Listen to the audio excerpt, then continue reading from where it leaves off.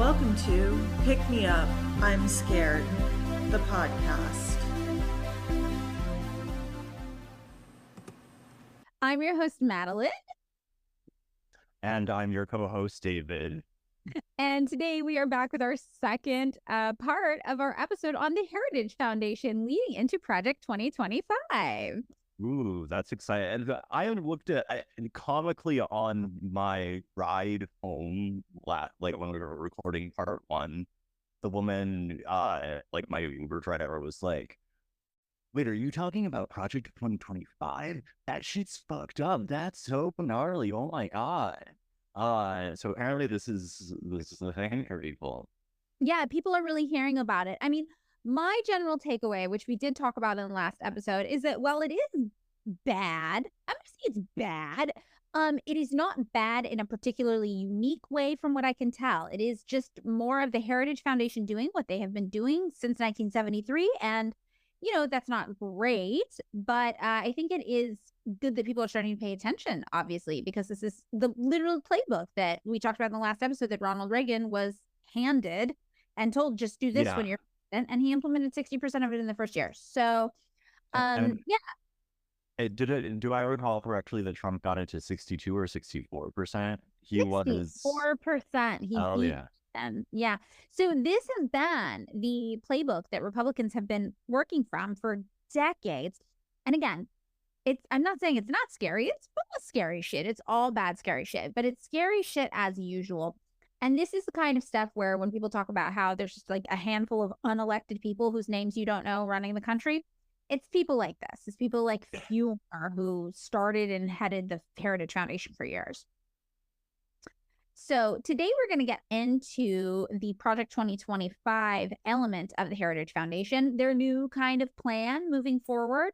It's, if you listen to the last episode, the mandates. It's the new updated mandate. If you have not listened to the last episode, I do think this episode can stand alone, but I think you would probably benefit from listening to the first one first to get a little backstory about what the Heritage Foundation is all about. So before we get into it, David, do you have any housekeeping, anything you want to address? I think I'm over on Patreon. We're doing files. That's happening, right? Which I'm very excited about. This is me going full boomer and just talking about essentially John le Carre. No, it's actually about the Cambridge Five. Yeah, it's a pretty interesting episode. We got some communists, we got some gay people, we got potentially gay communists, we got everybody spying on each other. Not even potentially. Oh no, gay communists. Oh, I meant the potentially communists because you don't know if they're just agents or double agents or triple agents or quadruple agents. They're definitely gay. They're maybe communists. We can't quite tell. Yeah. Well, Kim Philby, who I think was one of these straight-ish guys, with a lot of these guys, there's like a real, you do like straight enough. They're not letting their heterosexuality get in the way of a good time. Let's put it that way. As you like to say, David. I think it is a good rule for the life. But yeah, that's all. Yeah, so that's a really good, interesting kind of series we're going to be working on over on the Patreon. It's patreon.com/pickmeupimscared. If you are not a subscriber, it is only $3 a month, which isn't so bad. On top of that, the book is still for sale. What were you going to say, David? Do you still allow it? No, I mean, I feel like unless you have one of those things that tracks your subscriptions, you might forget about it. It's $3. It's $3. It's $3. We're still doing... Okay, so we don't have any book events lined up except for Fresno, August 24th, which I am extremely excited about. Right. I kind of want to go with you. You should come. Let's go. We're there. Hell yeah. B, that is very close to your birthday. I feel like you're doing a birthday in Fresno then. You know what? It's good to go home. I actually wanted to go to China for my birthday. That probably also more fun than Fresno. Yeah, but everybody on the internet's been telling me to go to North Korea. So maybe I'll go to North Korea. Just kidding. Oh, that's right. You're being yelled at on the internet again, apparently, today. I am getting canceled on the internet today. Wait, can you hear Fork whining in the background? No, Oh, that's good. no. Okay, maybe she won't pick up on the recording. So apologies to anybody who hears fork whining. I locked her out of my room for recording because she can be a bit loud, and now she's just mad she got locked out. But yeah, no, I am getting canceled today. It's not an actual cancellation. I joke. I joke. I just it's I Just don't know, like somebody dug up a video from November, and then they're like, how could this person talk about the history of American imperialism in Korea? Let me recite some CIA talking points to own them. And I was like, those are just CIA talking points. And everyone on the internet is like, oh, you're evil. And I'm like, all right. Okay. So that's a fun thing I've been dealing with for the past 48 hours. It usually passes in a couple days. It seems like, I mean, when November is so fucking long ago, if they're pulling that shit up and you record so much social media stuff, like they really had to dig. Like they really did. They truly did. And you know what's interesting is in November, everybody was ready to hear about the details of American imperialism in countries in a way they had not previously considered. Because for a lot of people, it was a real wake-up call that the American government had been lying to them about Palestine. So when I was like, not only has the American government been lying to you about Palestine, the American government has a concentrated propaganda effort where they spend billions of dollars to lie to you about every other country that is a political enemy of the United States. And I just kind of mentioned that. And now I feel like people are kind of unfortunately returning to business as normal, because when I posted that video, it was not controversial at the time, despite getting like over 1 million views and being stitched and reposted everywhere. And now people are bringing it back up to act as though it is the most controversial thing in the world, which is a little depressing because it tells me that there's like a cultural zeitgeist. People are ready to hear certain information at certain times. And I had kind of thought it would be like 2 steps forward, 1 step back, but we were still making progress. And this kind of experience has showed me that maybe we're not. Like maybe people are so topical with the information they receive that we're still operating on the news cycle kind of strategy of information, even though most of us are getting our news from the internet and not from traditional television news anymore.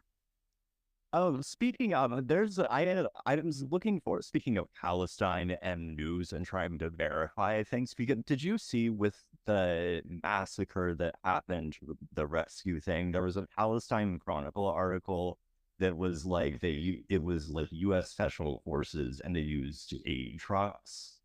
Did you see this one? Or like, because I saw the massacre where they disguised themselves, the IDF disguised themselves as aid workers, and then when people approached them to get aid in Gaza, they massacred them. Yeah, I did see that. It's our brutality as a people knows no bounds.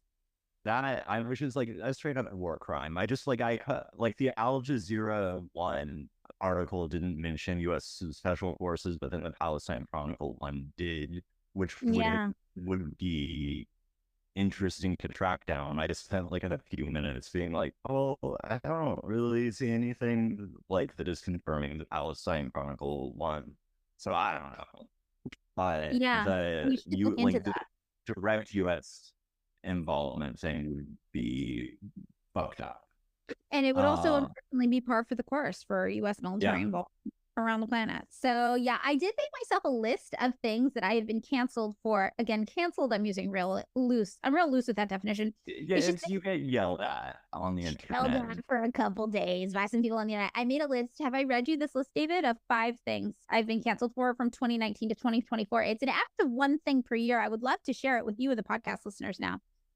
No, I mean, I have heard this, but go on, go for it. Hell yeah, okay. Let's hear it. Okay, we're just gonna do it. We're just gonna do it. So number one, this is my first one. I was naive. I didn't know how the internet worked. I was foolish to say this. I said that we talked about this actually. I said that getting ghosted is okay sometimes. I said that. You said, yeah, it's a form of communication. Broadcast, right. I love the new Broadcast Purnell album, first of all, and newish. It's like a year old or something. But ghosting is a clear form of communication. Great line. Yeah. I said sometimes ghosting is okay and you just got to deal with it. And your hurt feelings don't give you the right to bully everybody else into talking to you constantly if they don't want to. That's not how that works. And people didn't like that one. They didn't like that one. Okay. The second thing was telling someone they had cop energy. And then in parentheses, my list, I wrote, they did have cop energy. And I stand by that. I think you should just go with the Ian Kai line that you'd make a great cop and just like that. Yeah. Okay. The third one is selling clothes on the internet, but sometimes you have to send it back for an exchange because you didn't like it. I've Yeah. said it to you multiple times. In fact, I'm beginning to feel like a broken record, which is I have never believed that like my purchase of something on the internet entitled me to an opinion about that person, the person's life from whom I bought it. That just seems normal. Yeah. I mean, I care a little. I care a little. I don't want to buy things from like super evil people, but sometimes I do buy things from super evil people because there's no other choice. But Yeah, I say that I'm a normal amount of evil. I don't think I'm super evil. I think I'm like doing pretty much on par with what most people are doing. I try, but sometimes I fuck up, and most of the time I'm pretty good. I think I'm like an average human level of evil. yeah. Um, I told you I bought a pair of shoes recently, and like a part of them broke, and so I was like trying to find a way to get that part replaced. And the people at the Soul of Air basically were just like, figure it out, man. Do it. Like, who, not our problem. I was like, that is a normal customer service reaction. Like, yeah, go to a cobbler, go to a shoe repair guy. You it figure it happens. out. Yeah, It it's happens. Okay. So the fourth one, this is retro because people got mad at this once before a long time ago, and now they're mad at it again. Accurately discussing the history of U.S. intervention in Korea with sources.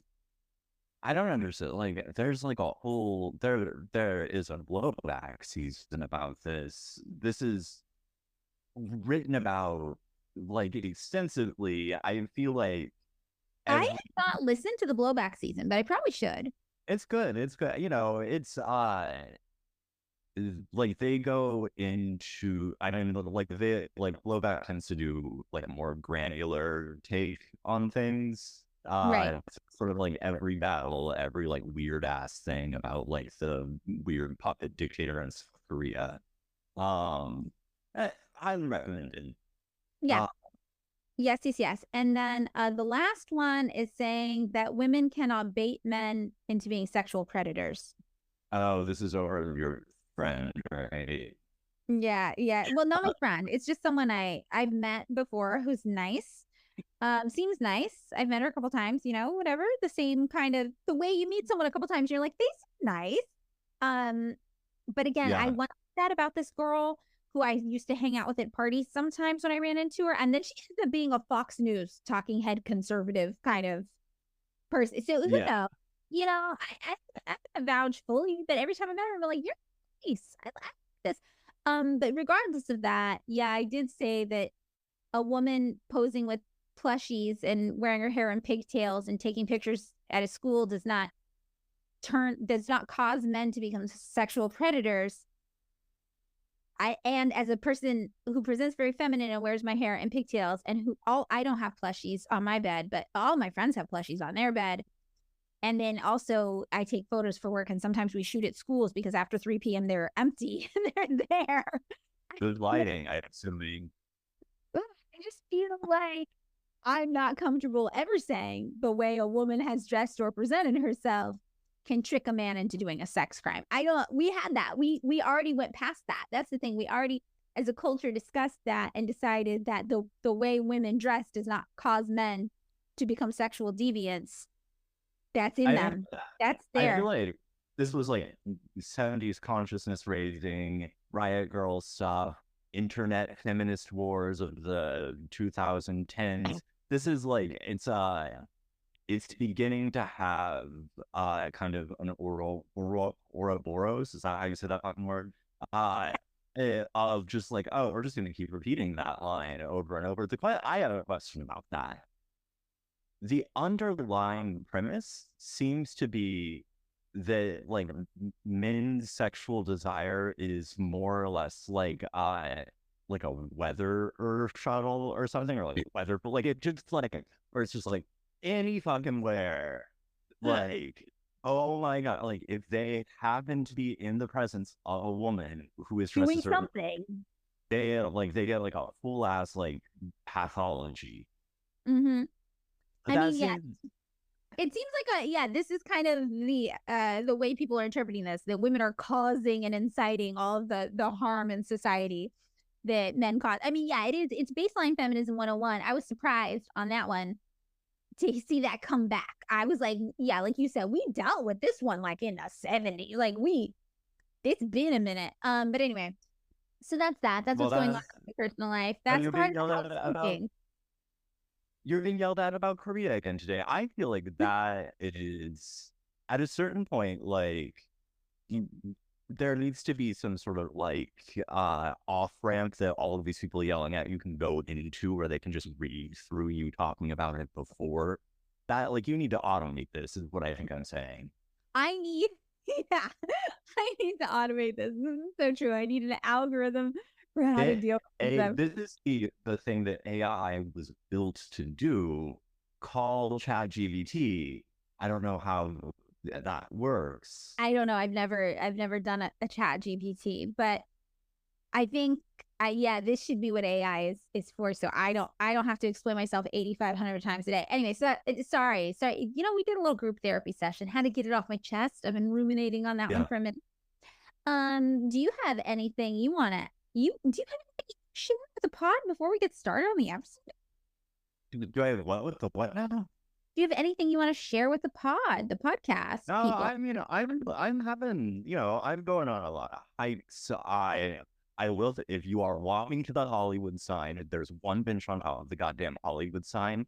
Don't stand around the bench. If you're not going to sit on the bench, move it along. Some of us walked there and would like to sit down.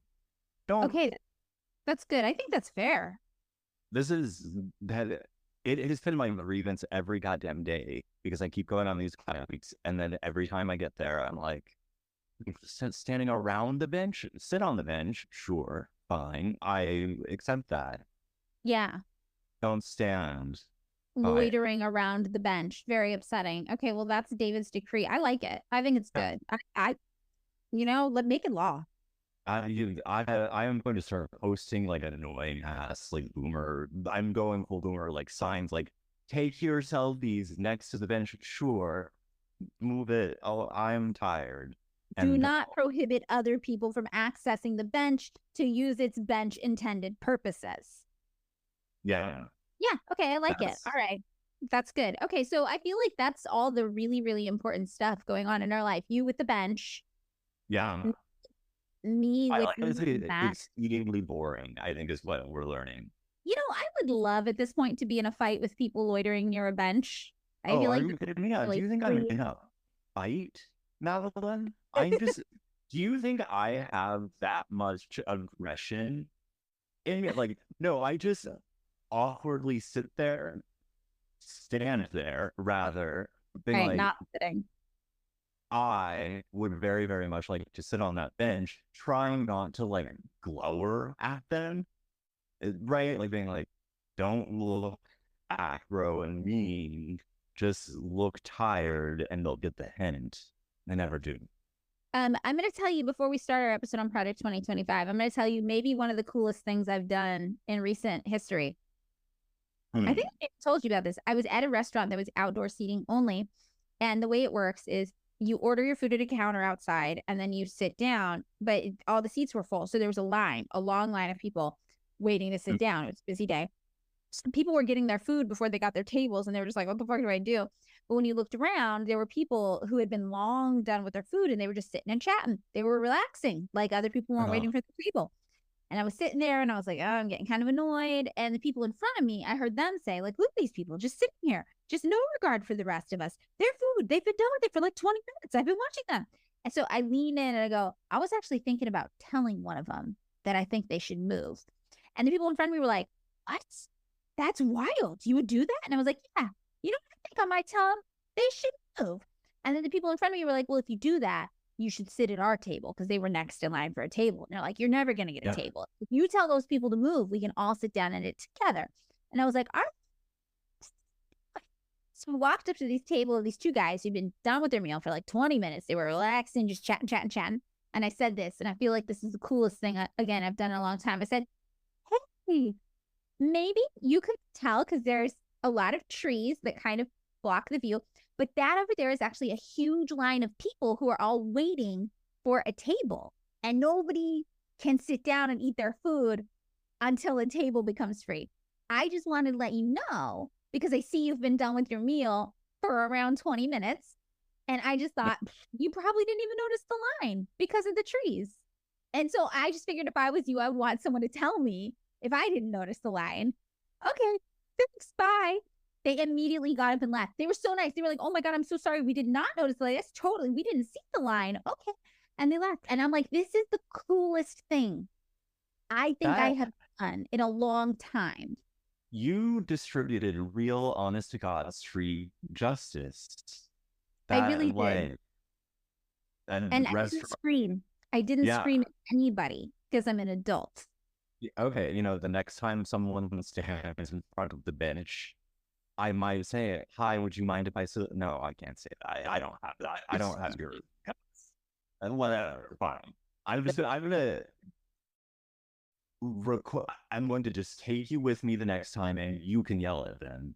Oh, but then I gotta go on a hike first. Okay, all right, whatever. Let's get into this episode. All right. Let's ready. Probably 2025. Okay, so we have been talking with the Heritage Foundation. We are launching into Project 2025. And to understand the start of what we're talking about with Project 2025, we are going to pick up on the Heritage Foundation in the year 2021. Now, I'm not sure if you guys remember from last week, but at the end of last week, Kay Coles James was the new head of the Heritage Foundation. And she's an interesting character to be in charge of a Republican right-wing think tank. First of all, because she is a woman. And second, she's a Black woman. So she is in this position and everyone is like, we love her. She's great until something happens. 2021. Do you know what it was, David? The fireman takes over. January 6th happens. I don't know what happens. George Floyd. Yeah, George Floyd is murdered by the police. And obviously, Americans are not very happy about it. We take to the streets. Some people light some buildings on fire. People are mad, as well they should be. Because it was horrifying and brutal. And as many people pointed out, definitely not the first time this has happened. It's just we have footage of it now. So Kay Coles James conflicted because she is a Black woman. She certainly understood that police brutality and racism are real things in the United States. However, she is a staunch Republican. She's an extremely conservative Republican. So what happens is she ends up coming out with this statement about the George Floyd murder that is not approved by other conservatives. This is her accurately the history of U.S. intervention in Korea moment. And I'm assuming that this is like, for anyone with a basic sense of justice, a pretty anodyne, like, don't kill Black people, or unarmed Black people for no reason kind of thing. Yeah, she was basically just like, yeah, this is tragic. This is another tragic stepping stone in like a history of racism and violence against Black people in this country. This country is built on racism. It's bad. That's kind of what she says. That's kind of the vibe of what she says. And the other conservatives are just like, what the fuck? Which just goes to show, the conservatives, anybody doing identity politic type stuff, really, what they want a lot of times, because it's usually white people in these positions of power, they're looking to tokenize, right? So Kay Coles James was kind of the token of the Republican Party. And when you hear people, talk about seeing her around in the Republican scene, people are like, not only is she the only Black person here, she's sometimes the only woman here, and she's definitely the only Black woman here. So in this moment, the Republican Party is like, oh my God, we knew you were Black, but we didn't realize you were Black, and they are like done with her. How dare she speak about the very obvious and true history of racism in our country and be mad that Black people are being hunted down by the police, right? So she did this. And also a thing that had already been happening that had been kind of in people's heads is they're like, the whole Republican talking point by 2021 is to say that lockdowns for COVID are evil. Now, keep in mind, we never actually had a COVID lockdown. We had the government like, don't, haha, but if you do, nobody will catch you or get mad. But don't, wink, wink. There were like restaurants that closed. That was like a thing, right? It was all very like people, like, the vibe was very like, well, you figure it out. Not a lockdown.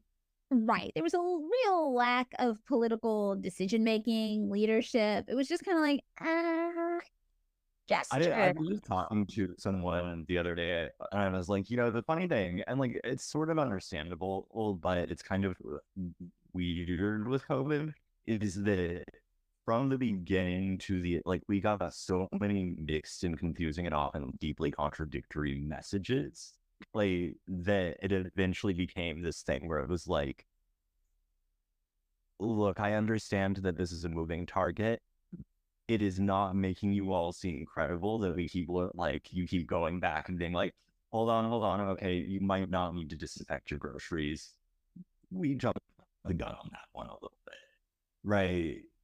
I mean, yeah, I'm not sure because I'm not an epidemiologist, so I can't speak to the how Yeah. COVID transmission rates happen. But this is one of the issues. Our government failed us so deeply that every single person in the United States was suddenly expected to become an epidemiologist overnight, Yeah, and it I was think that was sort of like the weird thing where it was sort of like, okay, like it doesn't, it became a thing where we all had to like create our own like epistemologies ad hoc in order to understand what we were being told, which was bizarre.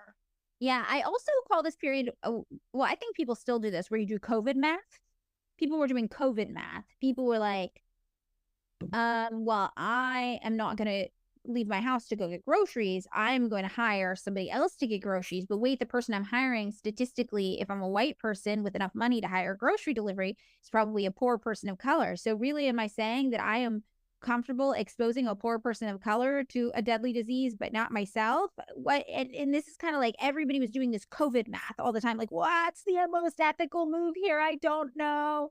And it was real challenging moments. So Kate Coles James in the middle of this, it became the conservative talking point to be like, lockdowns bad, free us, I want a haircut. Wait, do you remember that lady who drove around Canada in the RV, like destroying random towns that was like the QAnon queen or whatever? No, it was Lady Killdozer. I don't. Did you look this up? No, Wh- do you know what Uh, Killdozer is? a pretty sick noise rock band from the 1990s. Killdozer. I learned about this from Lizzie, who has guest hosted some episodes. If you guys have been around, Killdozer was a guy who got mad, I guess, at his city because the city was like, you need to build a septic tank or you need a permit to build a septic tank, something involving maybe a septic tank. And he was like, don't tell me what to do. So then he got into a giant bulldozer and just started using it to knock over buildings in this town. And none of the cops knew how to stop him from knocking over all these buildings. Killdozer. I'm pretty sure like maybe he killed a person too. I can't quite remember. I think he definitely killed himself at the end. I mean, I said I think he definitely. I mean, I'm like 40% sure that's how the story ended. But if you guys are interested, you should look up the Killdozer story. He's not a hero. He's not an anti-hero. But there's No, that good sounds thing. odd. No, this one, she had like led like a caravan of people in RVs all around Canada, and they would just like trash various like small Canadian towns, hosting like QAnon super spreader type events, Well, which was cool. yeah, pretty bad. Pretty bad. Yeah. Pretty bad. Killdozer might be like her, just one of these like right wing, like, don't regulate me. I'm gonna destroy your town. Where you're like, it's an interesting way to do harm. We have a cultural thing now from it. I guess there's nothing really redeeming about this though. So whatever. This is what's going on. All the conservatives are like, free me. And Kate Coles James doesn't come out and be like, I love lockdowns. Fuck you. Haha. But she does not condemn them fast enough for the other Republicans' likings. So she's already coming off of this kind of thing when the George Floyd protests happened, and she releases this statement where she's like, hey, yeah, it's awful we keep killing Black people. This country's built on racism. And the Republicans at this point are just like, you're done. You're out. You cannot be our foundation leader anymore. She's like, not in everyone getting COVID. Mm-mm. Or Black people being murdered by the cops. Right. But she's not our queen because she's still very pro privatization. She's just doing. she's just doing common sense on a couple goddamn things, right? Right. She's like, oh, it's like when that Fox News chick Tommy Lahren was like, yeah, I'm a Republican, but of course I get abortions. What are you guys fucking out of your minds? We need abortions as a society. Like, what? And then all the Republicans were like, be gone, Tommy Lahren. Abortion and shit show nightmare. It's like very interesting how the Republicans will turn on their own, rubbing one common sense idea. Yeah. I mean, it makes it like I feel like they end up picking people like, right, if the ideology is that these people will, qua black, qua woman, do not possess like subjectivity to the same extent, it would make it that they would get startled by that subjectivity when it shows up, right? Yes. That's exactly what happened. So Kay Coles James is out in 2021, and the Heritage Foundation brings us this guy, Kevin D. Roberts, to take over. So, just as an aside on this, the quote on this COVID lockdown thing is, Heritage came around to opposing the lockdowns later, but at the beginning, the idea was, let's not attack lockdowns. One person familiar with the matter said, it was a very controversial thing inside the building. This was in the Washington Post. I just thought it was funny that somebody was like, whoa. What if we didn't condemn them? And everyone's like, what? This is so controversial. So the Heritage Foundation, by the time Kevin D. Roberts takes over, it's not really up to its like former glory. Like, it's just not quite what it used to be. Avik Roy, a former healthcare policy advisor to Senator Mitt Romney, who at that time was, the Republican representative from Utah, and a representative I used colloquially, not the House of Representatives. Oh, yeah. And the president of the Foundation for Research on Equal Opportunity, he said, people do not walk around in fear of the Heritage Foundation the way they did 10 years ago. Heritage's model or self-conception is that it gets to define what is conservative, and everyone else has to fall in line, particularly if you think about how Trump disrupted what it means to be a conservative. Heritage is no longer in the position to be a party line enforcer. This is, I mean, he was, if I recall, like, he was like Mr. Establishment Republican during the Trump era. He had that like famous dinner where like Trump got him to like have dinner with him, and it was embarrassing because it was like, oh, you two will kiss the damn ring. Yeah, totally. Right. Like, this is one of those things where it's like, okay, so the Heritage Foundation came out of this like insurgent movement conservatism of the 60s and 70s, right? And now they are being kicked out for like young guns themselves, or being like pushed a little bit to one side. Like, there's a new game in town, a new 70 whatever year old man in town as like the hot young shit. I mean, so that's, it does illustrate how the Republican Party does seem to be moving further and further right, which is interesting because the Democratic Party also seems to be moving a little bit further right every year too. So we both parties just moving further right, and these are the only two political parties we really have to choose from. So I did think this was kind of like a funny bitchy quote that this guy said. This guy was like, yeah, what? Heritage Foundation? Yeah, I like that. But it's definitely representing this fall from glory. So they're at odds with the Trump people in Washington, right? The new kid on the block, this new 70-year-old man on the block shaking things up. And Trump's people, they seem to be more relevant and to have more power defining, what it means to be a conservative at this moment in the United States. And this does pose big logistical problems for Heritage. So Kevin Roberts comes into this, and we're going to do a little backstory on Kevin Roberts, okay? So he previously led the conservative Texas Public Policy Foundation. And unlike James's COVID opinions about like, lockdown, wishy-washy, Roberts had always been anti-lockdown. He's very personal freedom. So this was really the change that Heritage was looking for. Under the leadership of Roberts, the Texas Public Policy Foundation reopened 2 weeks after coronavirus was first announced. Like in the beginning, so we are in fact in the disinfector groceries era of COVID, right? Oh Like yeah. that was month one was like spray your groceries with bleach. Month two was like no, and it, like also maybe don't wear masks because remember there was a mask shortage, and so we were told not to wear masks. Because they Uh, were only for healthcare workers. And then there was some yeah, idea that some masks might actually transmit it more, and we weren't sure yet. So the only ones that actually worked, everyone was like, well, you got to get the N95s or the KN95s. So you couldn't get those anywhere. All the healthcare workers needed them. Yeah, it was really wild. I remember actually you and I had a conversation pretty early on around this time that you and I were talking on the phone uh-huh. about lockdowns. And I remember what I told you. You Do you said remember? you accurately predicted. You were like, "Oh no, they're going to send us back to work because the economy can't shut down, and like it's going to get a lot of people killed." Yeah, Hey, that's what happened. that is what Um, happened. And I do remember telling you that. And because I remember you called me, you were stressed out about money because this was before unemployment things had yeah, kicked in people. And you were like, how the fuck am I supposed to pay my bills?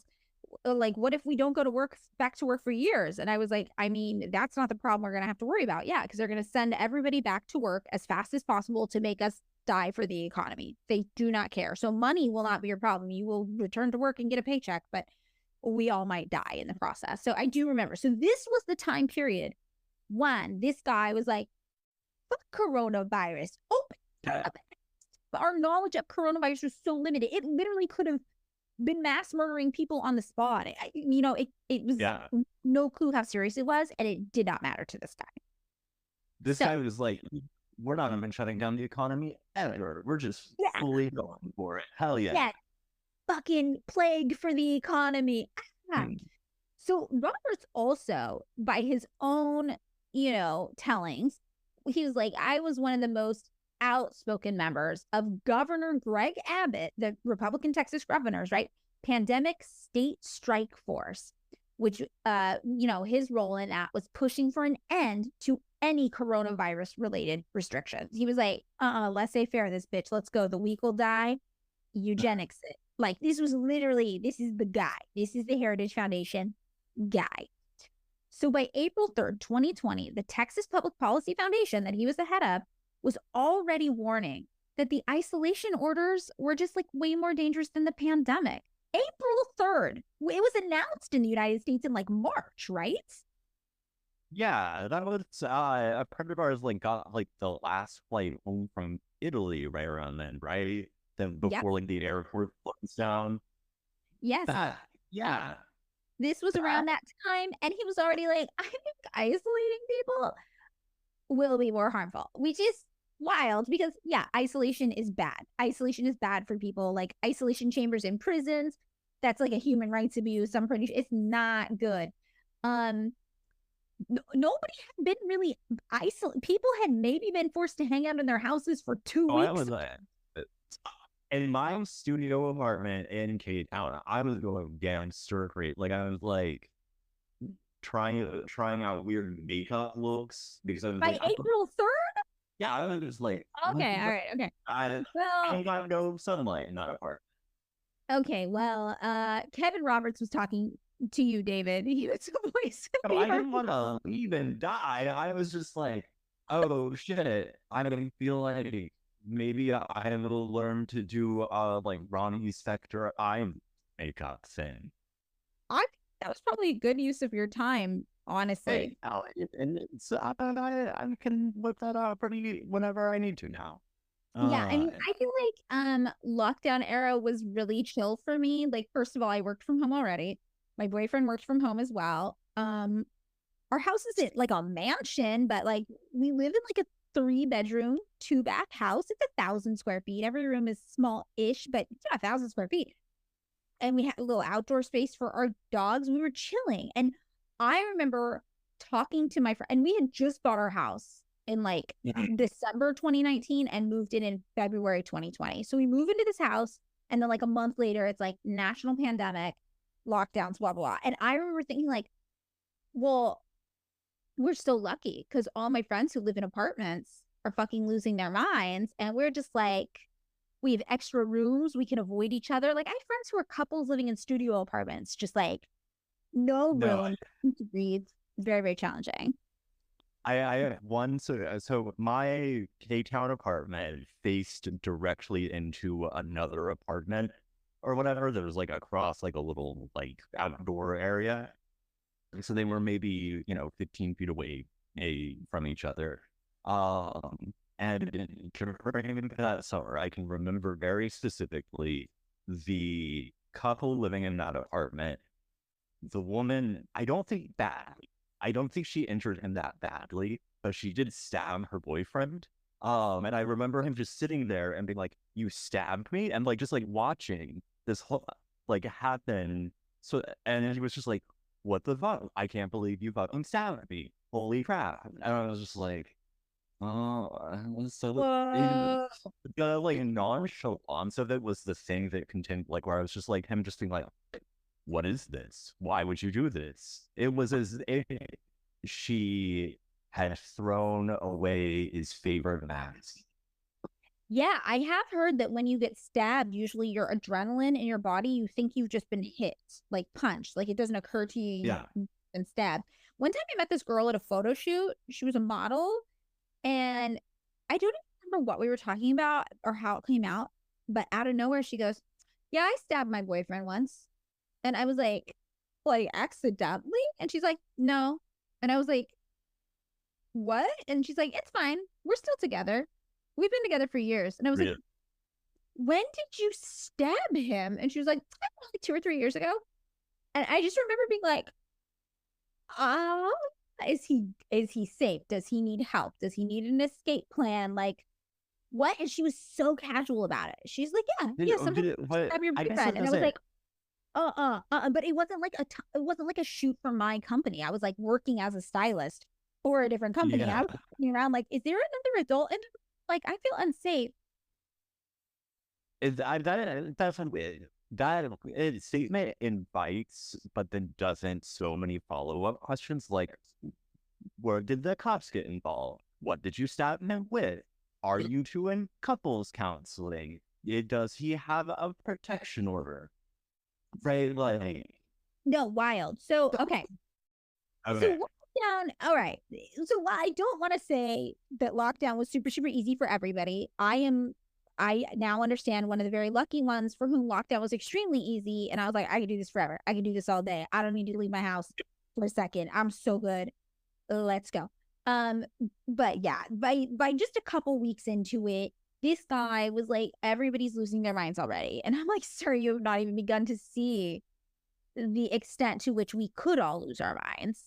And it's Yeah. like we could actually be so much worse than this. This is actually pretty chill as a response. And like friends of friends were still leaving the house. They were still doing shit all the time. So I'm like, kind of like, what? Like, it was like a half lockdown. Yeah. So whatever. He though is like, no, no, no. It's the worst thing that's ever happened. People are getting stabbed. David's putting on makeup. We need to end this. This was his take. It's the dynamic on for he was like, this is fucked. If this is like, he can't do the Ronnie Spector thing, he doesn't have the face shape for it. It's Right. But I do want to say, bullshit.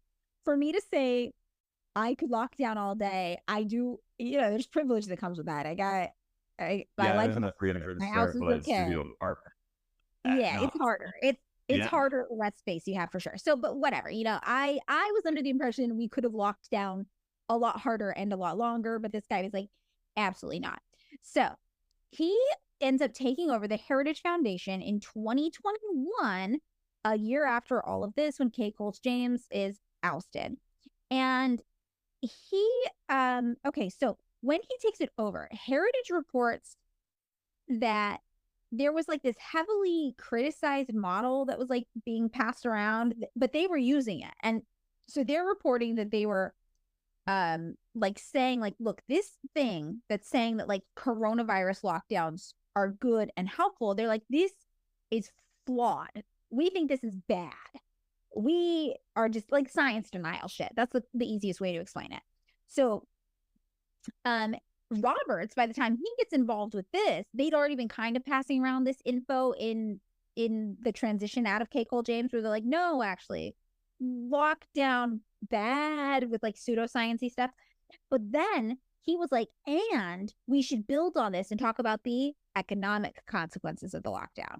So when I told you they're going to make us go back to work and fight and die for the economy, this guy, Kevin Roberts, is really the one who brought this idea to light. Like, no, we need to be pushing the economic models. We need to be really talking about what a lockdown will do for the economy and how bad it will be. So by the time he got to Heritage News, this was like his first big thing. He jumped in running and he was like, yes, and tell them about how much money we'll lose if those fucking losers don't go back to work, basically. And he told the Heritage News organization, the Daily Signal, that his top 3 priorities taking over Heritage were education, education, education. And if you're like, oh, that's nice, he wants to invest in the American public education system. No, what he means is indoctrination, indoctrination, indoctrination. He wasn't like little 7-year-olds are being taught well because they're on like a Zoom math class. No. Right? No. He was like, I want to teach everybody what the Heritage Foundation is all about, what our priorities are, what we care about. I want to just make all these people get on our same page and see eye to eye with us. He wants to do marketing. He's marketing. He wants to market it. He's a marketing guy. Yeah, at his core. Yeah. Remember, the Heritage Foundation, marketing, branding, policy shop, all in one. And Roberts is like, I'm a master marketer. I can do this. In more serious conversations, he was also known to say that he views Heritage's role in like contemporary American culture as institutionalizing Trumpism. So this guy is literally like a Democrat's nightmare. He comes out right away and he's like, I want to make Trumpism like synonymous with being a Republican. And if you are like a Mitt Romney type of Republican, just like what used to be considered an average Republican, he's like, guess what? You're not Republican anymore. You're not far right enough. While you were sleeping, we all jumped 4 kind of spots further right. And now you're standing next to the Democrats. You are a rhino. Yes, you are outdated. You are, yes, exactly. And this wasn't hard to do because the Democrats are pretty right-wing too. They're like a center-right party, lots of other places, right? So, you know, if you are a quote-unquote leftist, if you're an anarchist, if you're a communist, if you're a different kind of socialist, if you're punching right, you're going to hit a Democrat, right? But now, Mitt Romney is suddenly standing where the Democrats are. Mm-hmm. And the Democrats are like, oh, shit, who's this guy? Yeah, and this is where you see all the memes where it's like Republicans, we're bombing your country, and then Democrats, we're bombing your country, but then like the bomb has like a rainbow on it, and like the person bombing the country has like a pin that has like pronouns on it. Yeah, and they're like, yay. I do remember that era being the era where everyone's got really into Comey and Mueller, and it was like NPR tote bag moms were like, Robert Mueller's so hot. Oh my god! I was like, wait, isn't this kind of a cop? You're talking about a cop. Yeah. I mean, but this is like the whole Democrat kind of thing, and you know, this was a big shakeup to the Republican Party because they weren't used to being told that they weren't far right wing enough, but they were. This was correct compared to Donald Trump. They were not far enough right. Yeah. Look at the Democrats, and you're like, well, the only real difference between Democrats and Republicans, policy issue wise, it does not seem different, but it's messaging, small things. There are some small policy differences. It's like the Democrats will throw you the tiniest of bones. It's usually an infrastructure or spending bill of some sort. Or something. Yeah, like I think I told you, I asked on TikTok once, I was like, legitimately, I want to know who follows me. Like, what has the Biden administration done policy-wise that you actually like? And nobody could come up with anything. But one person, we follow each other, and I like her. She was like, there was a Biden administration passed an infrastructure bill that facilitated increased public transportation spending in my town, and we got a bigger transportation situation out of it. So I was like, okay, that's cool. That is the one thing. So, you know, that's the thing. Like policy-wise, Democratic presidents are just usually like carrying out the orders of the Republicans that came before them and then like amping it up and doing even worse. And this is kind of how it goes. Just like every president gets, you know, a little more intense about the drone strikes, a little more wild about the undeclared wars, like a little more aggro with like the weapons defense contractor spending. Like the military budget's always going up. It's like these things are just getting progressively worse. not depending on who's president, just like depending on the timeline.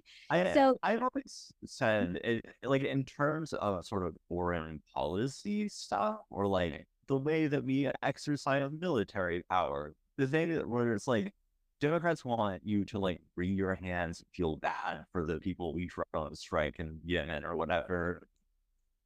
Republicans want you to enjoy it. And I think that feels like that's like, oh, we didn't realize that wedding party. Oh. Whereas Republicans are like, yeah, watch the show. And that feels.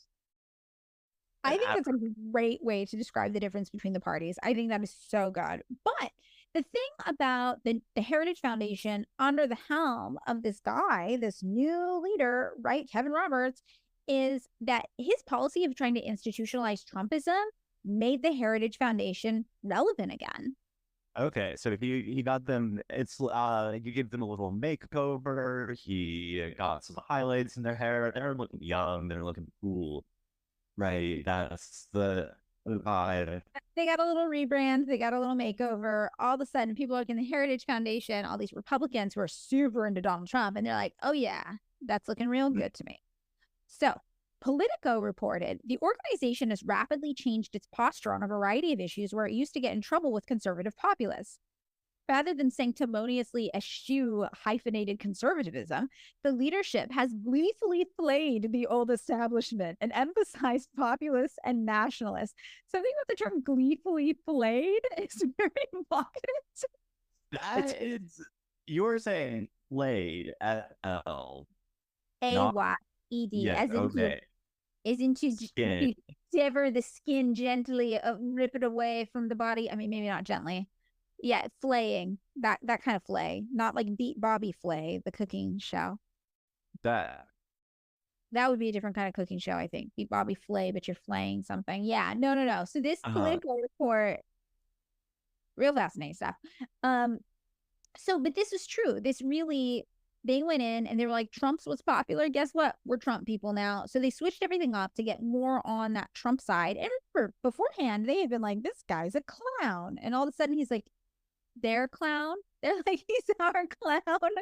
So we're for the party. I think it had probably been since Reagan that like Republicans could feel like their voters or their voting base actually likes them, right? Like nobody thought. I'm sure there were people who thought George W. Bush was like super cool. People were like, he's the kind of guy you could get a beer with. That's what I remember growing up. People who voted for George W. Bush were like, he's the kind of guy you can get a beer with. He's just the kind of guy I'd want to talk to. But I don't think he was cool. Yeah, in like the twisted world of like the Republican, like Trump is cool to them. Yeah, right. Trump. The Republicans do think Trump is cool because he's incendiary. He's in your face. You know, he's a clown. That's what they said. He's a clown. He's an insult comic, and they're like, oh my god, that's sick. Hell yeah. It's, I don't watch comics, so I no, he's like the like radio morning show host, like the edgelord in your face one, like a Howard Stern type character. He's ed quote unquote edgy for the Republican establishment, but it's not like his policies are actually that edgy. I mean, you will remember in our last episode, the Heritage Foundation was like, this guy doesn't even know how to be a conservative, like he doesn't even understand our values.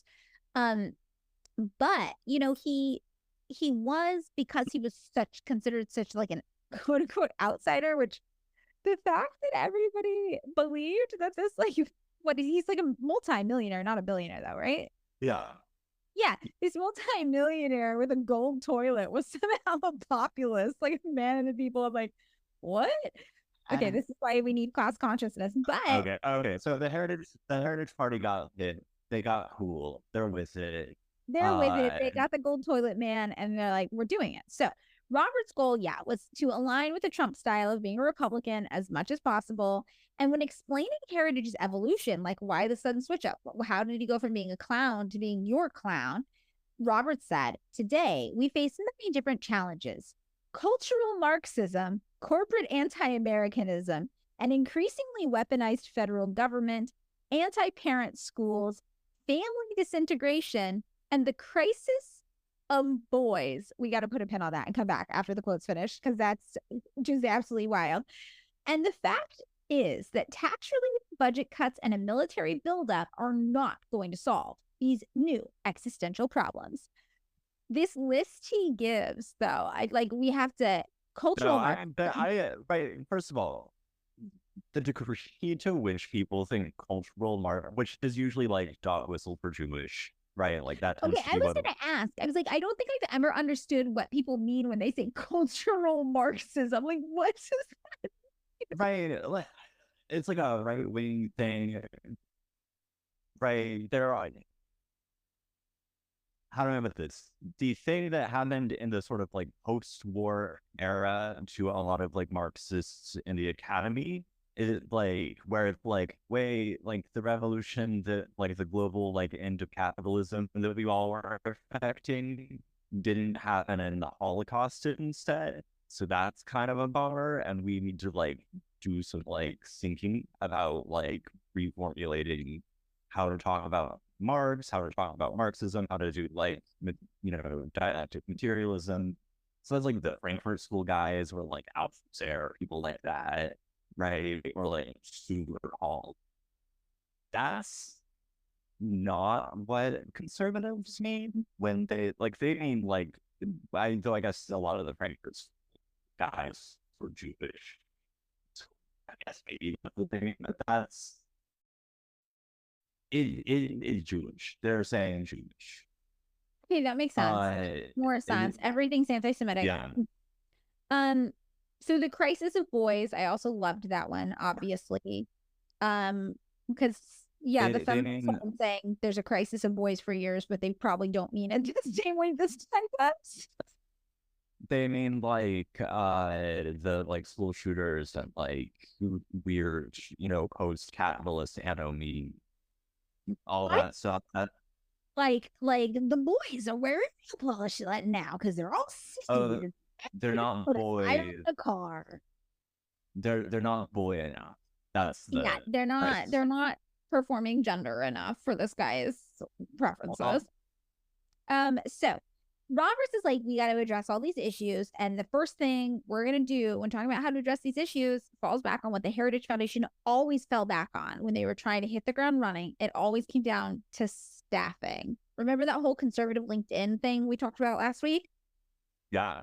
Well, that's because the Heritage Foundation is like, if you want to do anything, you need people. So staffing is the number one most important thing. Staffing, according to the Heritage Foundation, is just how you get things done.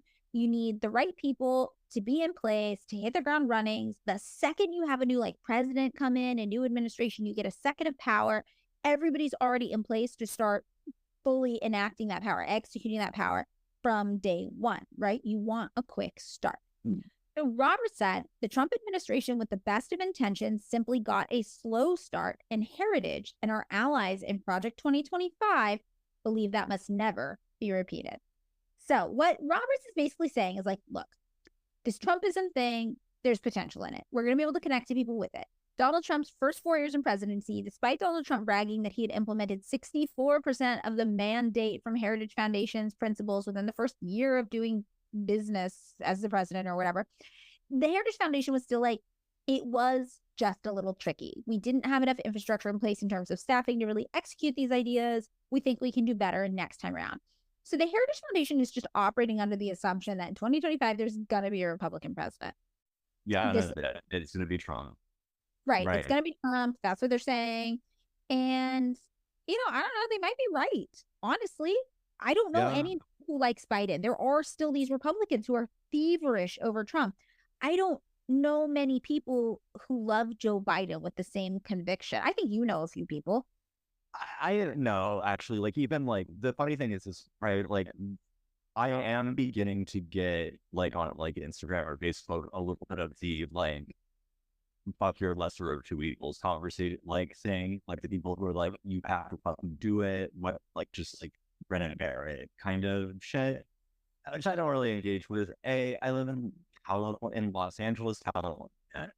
My vote for president does not matter, right? Like, that's not I'm particularly concerned about.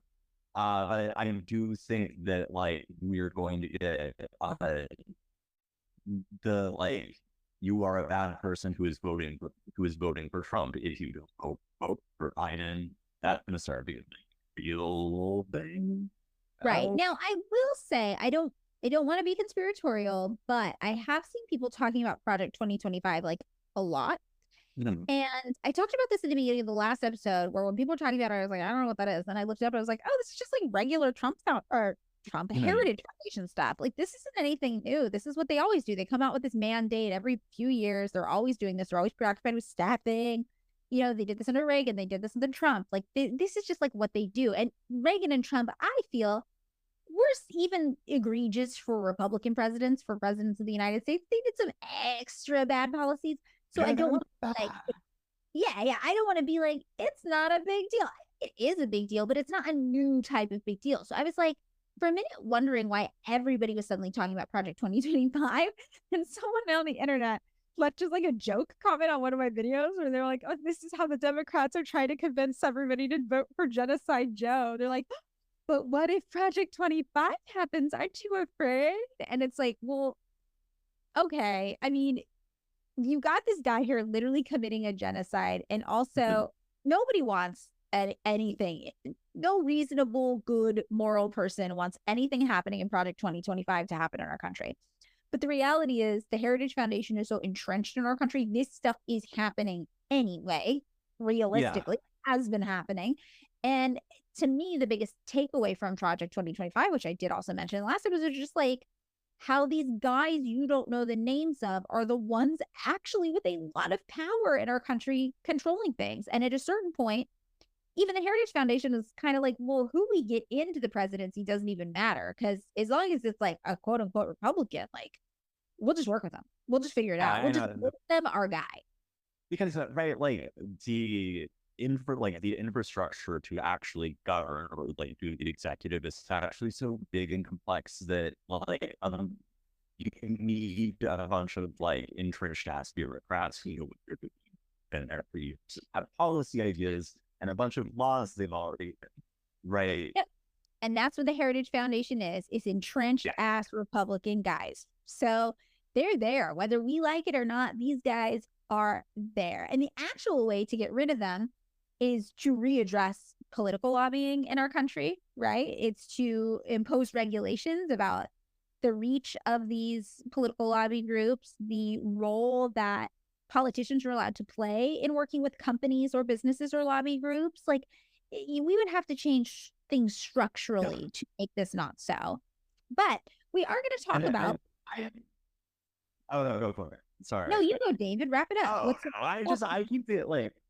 One of the things that, right, like, I thought this with Hillary Clinton back in like 2015 or whatever, where it's like, you know, anyone looking at her would have been like, she is deeply on top. Like, she is not well liked. She did win the popular vote or whatever, but like, it was one of those things where it's like, if the Democratic Party would like people to feel as though they were voting for something as opposed to simply against something, maybe they could pick a guy who we don't all actively loathe, right? Like that would, like you might get somewhere if you paid it that you were like, wow, like the Republican Party, I will point out, pays attention to people or their base or whatever, and they're like, Trump is where the heat is. We're going there. We can do the same shit. Right. And the only people connected to the Democratic Party who have any sort of heat or likability at the moment, it's Hunter Biden. Our princess. I'm sorry. Okay. Oh, the testimony from like the woman where she's like, he smoked crack every 20 minutes. I felt very safe with him. Yeah. So you like, oh, it's fine. Mm-hmm. So the Democrats, if you're listening, Capitol Hill, you gotta run us Hunter Biden don't make it silver first. Just let him in there. Let's see what happens. Wait, You know? I thought he is silver these days. Oh, is he? Oh, okay. All right, then that's silver. fine. Let him be silver. Let Hunter Biden, I think, just do whatever he It wants was to a do. god cop. Okay. Yeah. Though I'm I just would saying, say, let him be free. Don't try to control him. Just let him do his thing because he's the most likable thing about the Democratic Party right now. I like did. I also I can't remember I heard this son. He played weed boxes to someone while he was smoking crack with them, which is one he finds. Yeah, he was really Like, chill. Yes. All right, so 2025. Okay. So we're at Project 2025. This has been a real loose episode. Sorry, everybody. So what is Project 2025? Well, it is a transition blueprint, which is pretty on par with what we saw in the early versions of the mandates that the Heritage Foundation put out. The same kind of blueprint book, right, that Ronald Reagan was using. This is the same kind of thing. It's a transition blueprint, which basically is like, so it's your first day as president. Here's exactly what you should do, right? It's not new, but it is a very comprehensive plan. And it's pretty complex. Remember the first mandate that came out, everyone was like, this is like over 1,000 pages. Like, this is so detailed. This new Project 2025, it's exactly the same thing. It outlines. So they're going multiple volumes again.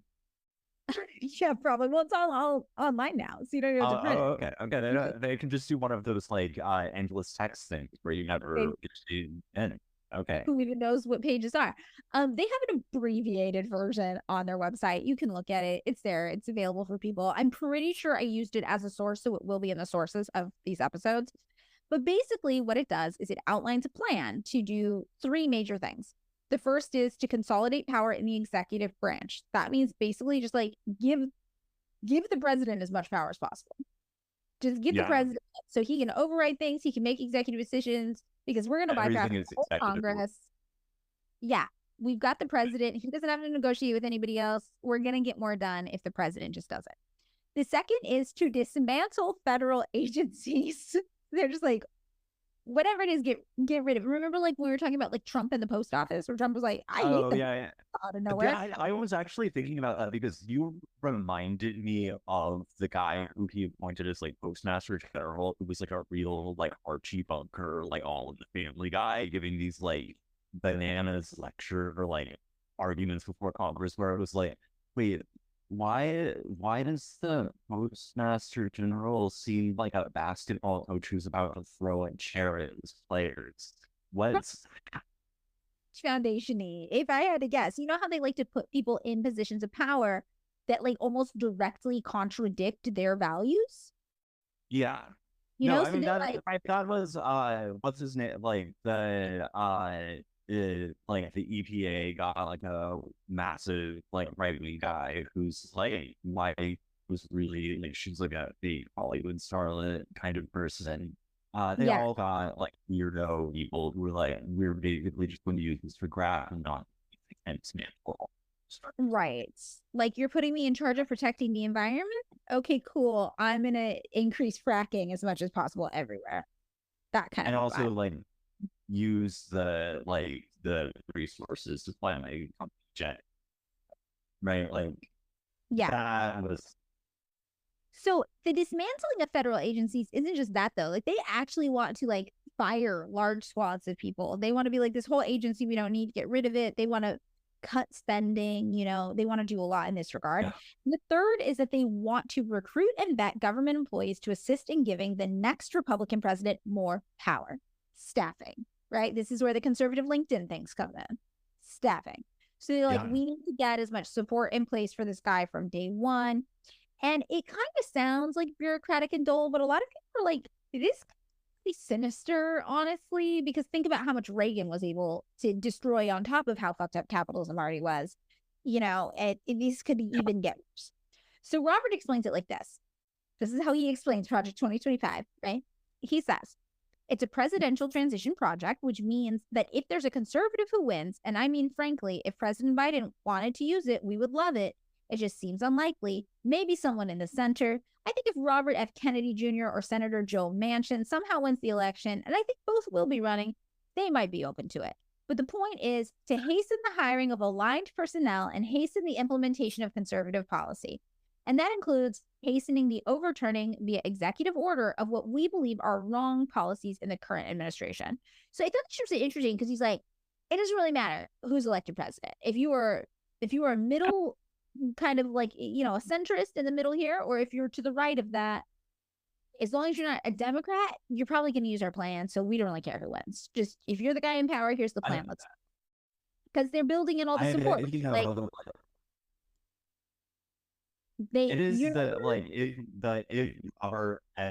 what's that?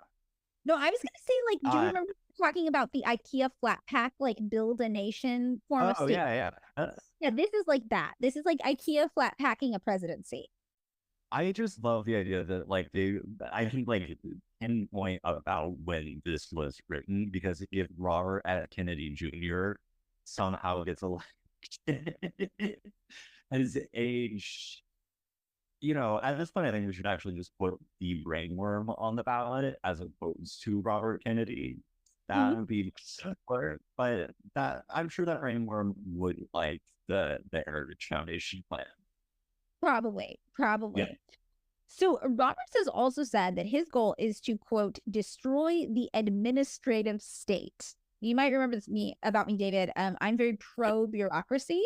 To me, I'm like, not the administrative state. I love that. But yeah, he explains this by saying, I envision the destruction as a political entity being significantly weakened. People will lose their jobs. Hopefully their lives are able to flourish in spite of that. Buildings will be shut down.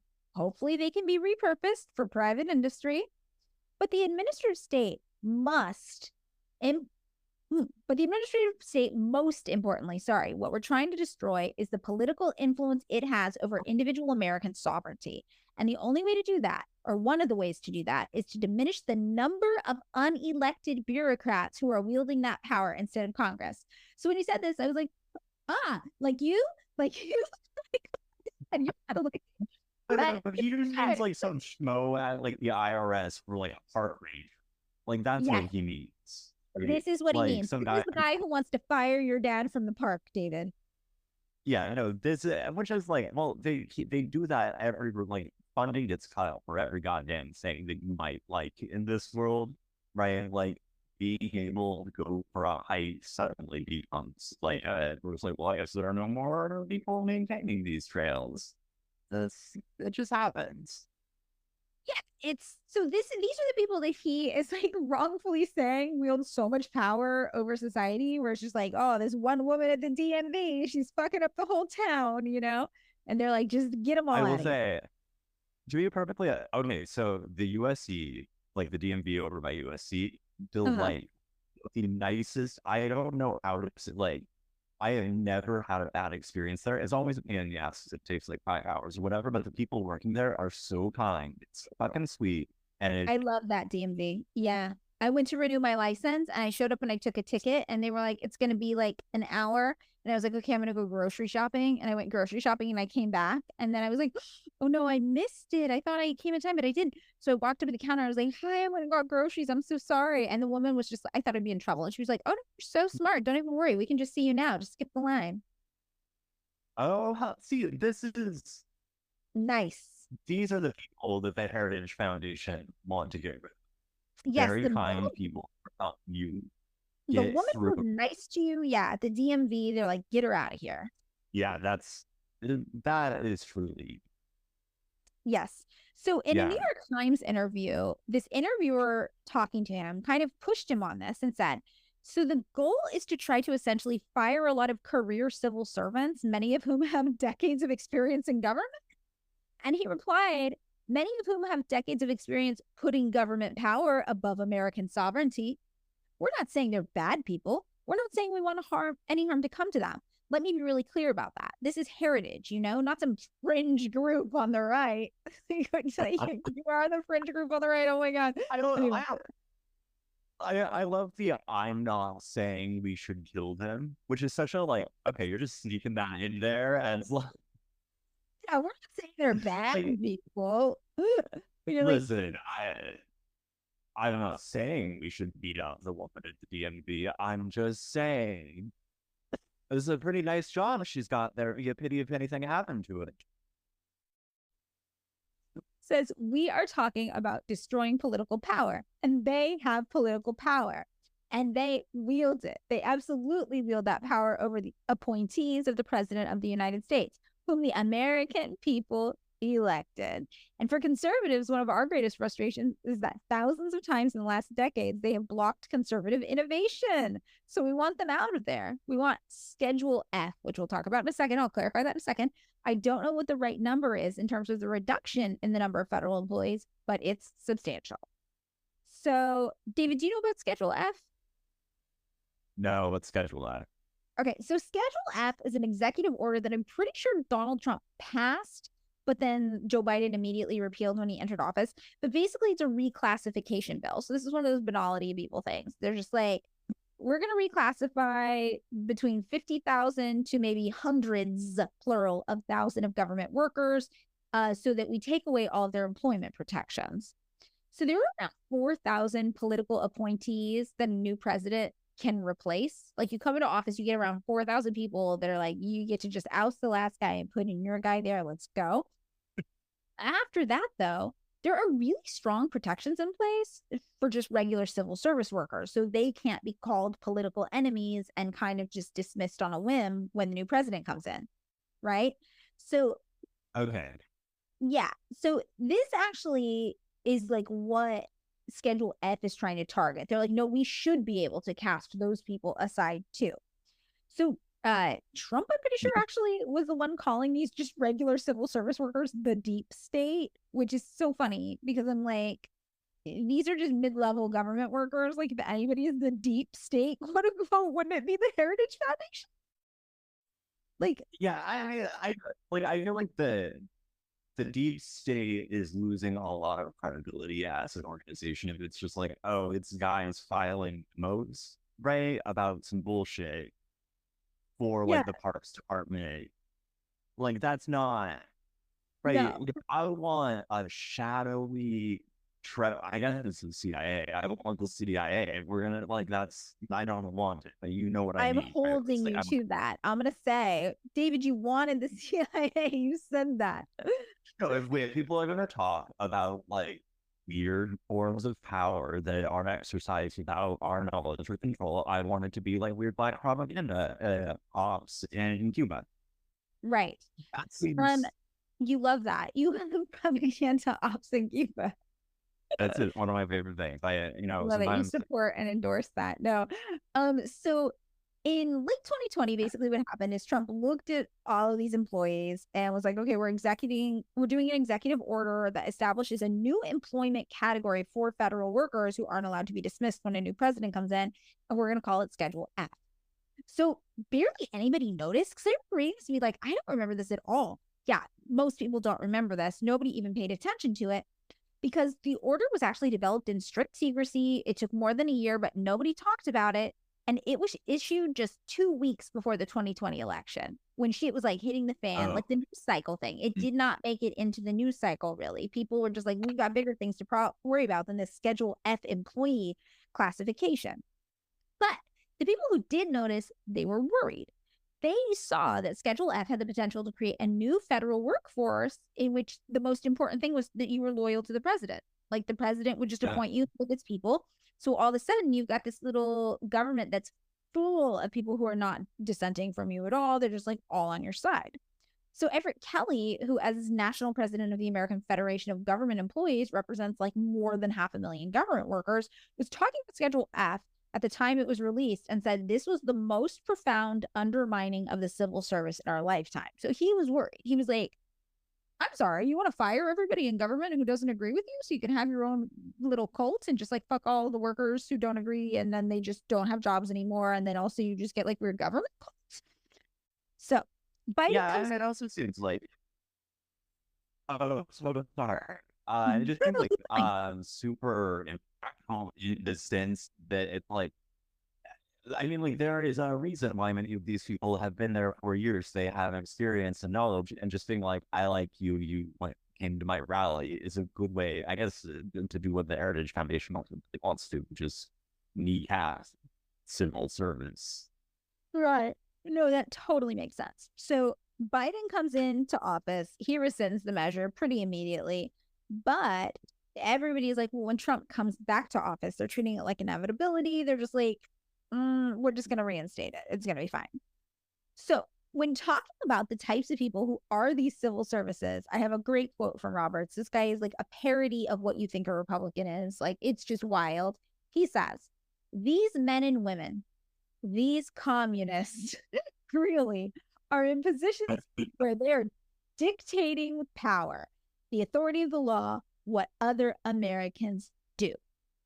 So I always love it when a Democrat just like calls random things, or a Republican, or sorry, when a Republican calls a Democrat like a communist, like a random Democrat, they're suddenly like, this is a communist. And you're like, this is not a communist. This is a Democrat. They are so similar to the Republican Party. I even confused them in name talking 3 seconds ago because I can't keep them straight when it comes to policy sometimes. So literally, this is like one of my favorite things where they're just like, oh my God, yeah, the people working at the DMV are communists and they are wielding all this power for you and they want to kill you. The communists at the DMV want to kill you, basically, is Robert's hot take. I will say, though, the woman you were talking about, she sounds like, Conrad Ham or whatever, being like, go get your groceries. That is basically Leninism. I seem to recall, do you not recall, like, the very famous footnote in What Is to Be Done? Go to the DMV and use it as an excuse to go get groceries in the meantime. That's in there. That's canon. Footnote, the other communists are going to flay me to bring it back around. Yeah. So excellent quote. And also, I think what's really interesting is the subtext here is that the American idea of republicanism, of conservative, it so like revolves around privatizing everything, that removing civil servants, either by making them replaceable or just by straight up eliminating their jobs. Like if we're talking about, for example, the elimination of federal agencies that the Heritage Foundation wants to do, these are all different ways to also accommodate and facilitate increased privatization. They're like, get the government as small as possible, totally brutalize it, so we can bring in private companies to do all of this and do it better. Reverend Norquist used to say that it was like he wanted the government to be small enough to drown in a bathtub or whatever. Right. There's that idea coming back. Exactly. Roberts also thinks that Chinese communists have infiltrated the United States, like that there's CCP like spies everywhere, which again, like if this were true, like why are you and I not on the table to be CCP spies? I told you the thing with Kim Bilby when he joined, like when he became like a Soviet intelligence agent, where at first it seemed so petty, edgy, and small that he was like, I think I might have joined the wrong communist party, right? Where it's like, I don't know, I got no sort of like you're like a minor social media type thing, that you got a book, right? The CCP recruiting you, if they're not, intent CCP. She's right here. I don't mean to brag or anything, but on the same video today, I got accused of both being a Fed and being a paid DPRK North Korea agent simultaneously. You're a double agent. I'm a double agent. I'm working my way up to the subject of one of our bonus episodes. So this is obviously wild for me, but if you ever talk to like a Republican uncle and they've got all these ideas about the CCP and the Chinese communists and what they're doing in the United States, I was like, oh my God, are they getting it from this guy? I think they might be.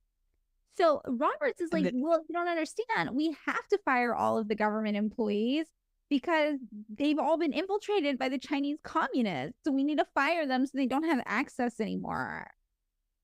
And this, I like.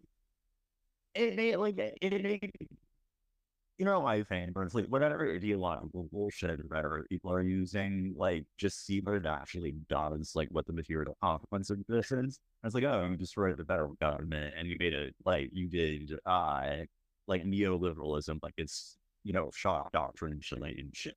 Cool. You want to do Chilean shit here. Say we've known that.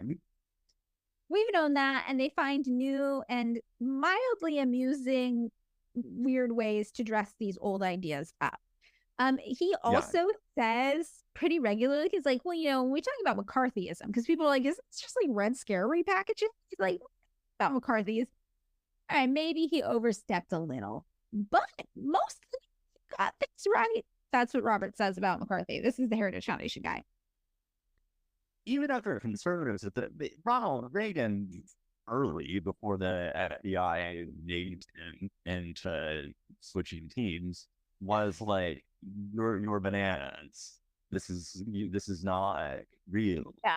No, like, Roberts. So like Roberts is probably more conservative than Ronald Reagan. Yeah, I mean, nothing like all of these people, like the people who like recognize that they're fully on they're like Heritage Party type assholes or whatever, always have some of the most batshit ideological things where you're like, there's a reason then you have to be one of the unelected guys in the room, because if you talked, everyone would be like, right? Yeah. That's No, it's totally true. So, the thing about all of this when you're thinking about it is you're like, oh God, like, yeah, it does not sound good. It sounds kind of scary, but we kind of know, like you said, it's like, these are just ideas we've heard before. Like, these are just the repackaging of the age-old ideas that have been part of the Republican Party since really the Heritage Foundation kind of swept the stage in the late 70s and early 80s of the Republican Party with like its idea of what a Republican should be. And it's based even this idea that like you make the federal government as small as possible. You fire everybody, get rid of everything, and then you bring in private businesses to take over where the government is not able to anymore because we destroyed it. And then you just give as much power as possible to the president. Basically, that is kind of their plan. They're just like, we want our own little mini dictator up there, and we just want him to do what we want to do without having to get things approved by so many people and have such a large process. This idea is not a new idea. Have you ever heard the name of this theory before? I mean, it sounds like neoliberal. What's the name? The name is unitary executive theory. Oh, this is Robert Burr. No, Robert, whatever the last like attorney general was like a big unitary executive guy. Yes. So do you know what it is? Like, could you explain what unitary executive theory is? I'm going to take a stab in the dark at it, which is, the executive sort of operates on its own without oversight and is incredibly strong.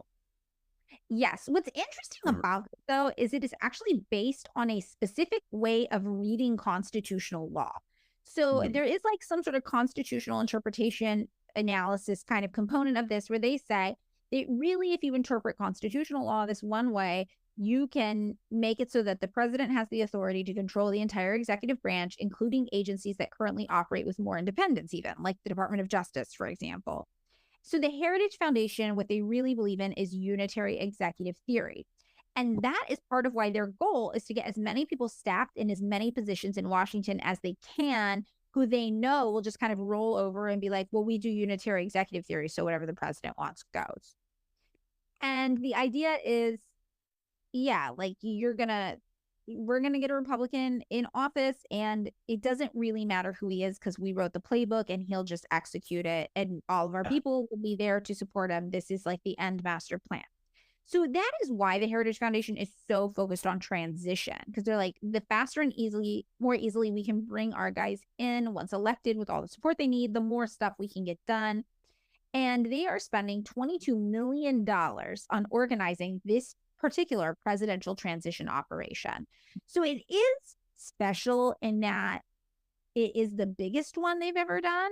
But again, they've always kind of dealt in the realm of presidential transition, and they always have been obsessed with staffing. So they actually, I mean, I will say, it freaks me out.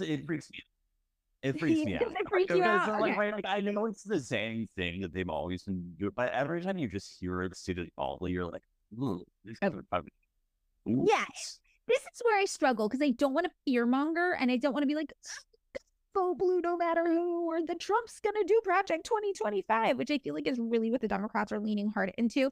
But I also don't want to be like, it's nothing. Don't worry. It is scary. It is scary in the same way this shit is always scary. It is scary in the same way the American government is terrifying constantly. It's people, first of all, unelected. We don't have a real democracy. These people are not elected. They have so much power, and they actively want to destroy people's lives and basically put in as close to a dictator as they could get. So, which seems, I like, right, the fact that many people are only freaked out by this when it's public, right? Like, that's the part that always, where I'm just like, what the fuck? But anyway, case. Yeah, I wouldn't want Joe Biden to have this much power either. I wouldn't want Barack Obama to have this much power. Like, there has not been a single U.S. president I want to have this much power. And, you know, it's like, it's not as though I think Congress is doing an awesome job reining these guys in. Like, I read congressional budget kind of meeting summaries for fun. All right. These people are not super competent and on top of things with strong ethics most of the time either.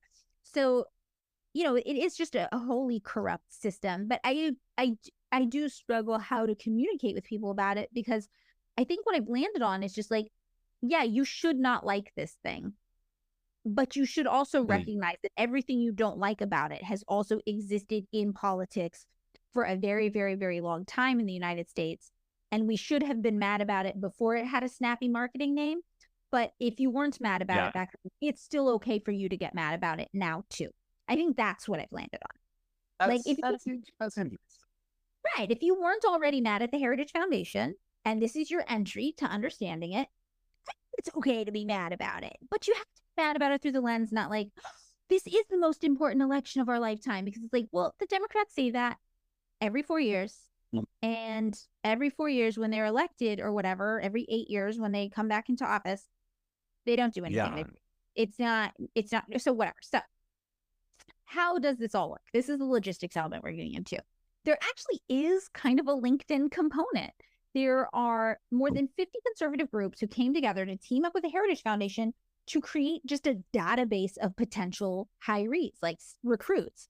And their goal is to have 20,000 potential administration officials added to this database by the end of 2024. And when I heard 20,000, I don't know what I expected, but I was like, I kind of felt like it would be more. That doesn't feel like that many people. That's like a lot, sort of, right? Like, especially granting that they want to do the smallest government possible. So having 20,000 staffers is like, no, we're going in with a minimal army here. This is private contract for the city. That's actually a pretty good context for that figure. That makes it make more sense to me. And this information is stored on a secure database encrypted by Oracle. And Robert's talking about this sad. In 2016, the conservative movement was not prepared to flood the zone with conservative personnel. On January 20th, 2025, things will be very different. This database will prepare an army of vetted, trained staff to begin dismantling the administrative state from day one.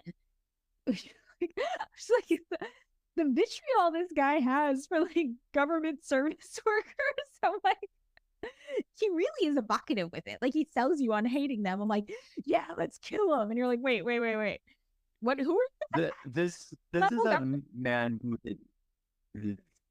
definitely yelled at like multiple people behind a counter in his life. Like, you just know that like anytime he has to interact with like someone in the air, just like an airport, he's throwing things, he's knocking over the brochures. That's the vibe I'm getting. Yeah. This is definitely his vibe. So the Project 2025 website says it is not enough for conservatives to win elections. If we are going to rescue the country from the grip of the radical left, we need both a governing agenda and the right people in place, ready to carry out this agenda on day one of the next conservative administration. This is the goal of the 2025 Presidential Transition Project. The project will build on 4 pillars that will collectively pave the way for an effective conservative administration. So I have the 4 pillars here that we're going to talk about. The first one is a policy agenda. Remember, they wrote all those laws. They're like, this is exactly all the policy we're going to do. The second is the presidential personnel database. That's our conservative LinkedIn component. The third is the Presidential Administration Academy, education, education, education. And the fourth is a playbook for the first 180 days of the next conservative presidency, which is just like every day. Day 1, here's what you do. Day 2, here's what you do, et cetera, et cetera. So their policy is out. No, he just have to. Like he can just he just pass off the book and be like, I'm balding. That's the vibe. He has outsourced the presidency. The Republicans are trying to outsource the presidency to Heritage Foundation, basically. So the policy is outlined in the new version of Mandate for Leadership called Mandate for Leadership 2025, which, remember, last week we talked about all the other versions that came before it. And they describe it by saying, this book is the product of more than 400 scholars and policy experts from across the conservative movement and around the country. Contributors include former elected officials, world-renowned economists, and veterans from 4 presidential administrations. This is an agenda prepared by and for conservatives who will be ready on day 1 of the next administration to save our country. Right? So you can read the mandate online on their website. Like I mentioned, it's divided into 5 sections. The first section is called Taking the Reins of Government. And this is all about that unitary executive theory. That's, the way of reading the Constitution where the president has more power. The second is called the Common Defense. And this is all about like the military, CIA, FBI, propaganda, messaging efforts, intelligence efforts, blah, blah, blah, blah. The third is the general welfare. This was leaned out with like sections of the Department of Education and Agriculture and Energy and EPA, like each of them have their own section. And then they have like what changes they want to make there to execute this conservative policy agenda. And the fourth is the economy, which basically just lists all of their plans for how to deregulate everything and privatize as much as possible, like Republicans love to do. The fifth is independent regulatory agencies. So this is their plans for things like the FCC or the Federal Election Commission, which sounds like it might be important to not mess with that. I don't know, just saying. And I mean, they're still salty over like the Biden stolen election and yada yada. Like the fact that all of the like that seems like that's that's obviously upset about it. And for anybody who doesn't know or doesn't remember, those are unsubstantiated claims. Nobody's been able to prove that was true. Oh yeah, no, I'm not suggesting that Biden stole the election, but that was the Biden stole the election from Donald Trump. Did I told you I used to have this neighbor who on the one hand she is so cool because she like never paid rent and just was constantly suing our landlord, which was sick. That's pretty cool, yeah. But she was also like QAnon nutcase who was like, I saw discarded ballots in the dumpster behind 99-cent store on Sunset. And I was like, what the? Why would people do that? Is there any polling, please? Like, I don't... There's no enough polling, but yeah, I mean, I'm in vote at a 99-cent store, which is probably why I don't think my vote counted for anything. I think vote doesn't count as a Californian. We're all the 99-cent store instead of a polling place. Yeah, Fuellner himself, who started the Heritage Foundation, he wrote the afterword of the new mandate for leadership for 2025. And the 30 chapters of this thing, broken down into those 5 different sections, 30 chapters, they lay out hundreds of clear and concrete policy recommendations for White House offices, cabinet departments, Congress, agencies, commissions, boards, blah, blah, blah.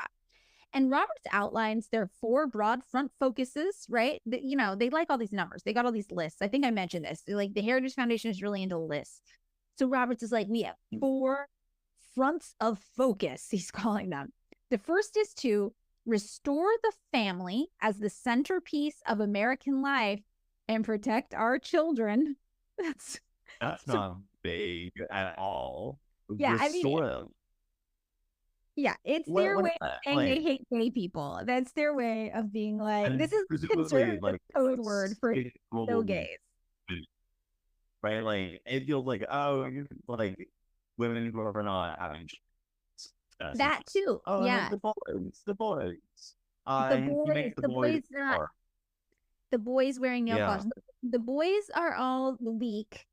Everybody's gay. and women are not having children. This is So they're gonna that is fix. not even, let's take for granted that wacky ass ideological position or whatever. Uh, that's that's something that can be done as legislative policy very quickly in East, right? Right. We can change the entire culture. Yeah. I mean, I think this is exactly all the stuff I want culturally. If I, Yeah. well, I want no, I want the women. No, I don't want the women to stop having children. That's like weird. I want the women to have children if they want. I want everybody to be gay, and I want everyone to make their sons super weak and effeminate. Like this is my agenda. I am going to go ahead and say I have legitimately no opinion on whether or not people have children. I I don't have have an no, opinion on it either. I think it's just people. I think people should have the economic resources to where their opinions about having children do not rely on how financially comfortable they are.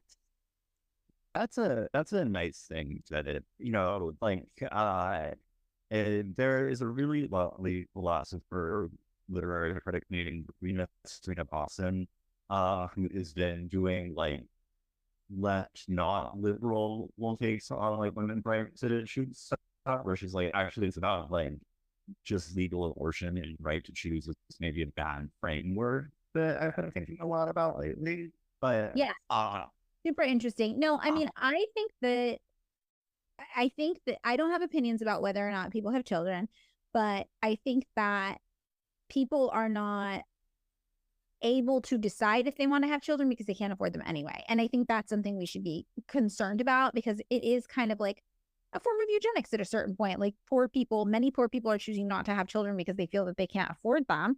And then you just have fewer poor people procreating. And then you have only the people who are financially comfortable procreating. It's like, I think that is evil to put people in that position yeah, personally. And I also think some people are like, poor people shouldn't have kids. And I'm like, honestly, my mom was more financially responsible than my dad. My dad and I were really broke when I was a little kid, and he was awesome. I had a great childhood with my dad, even though we were super broke. And so, whatever.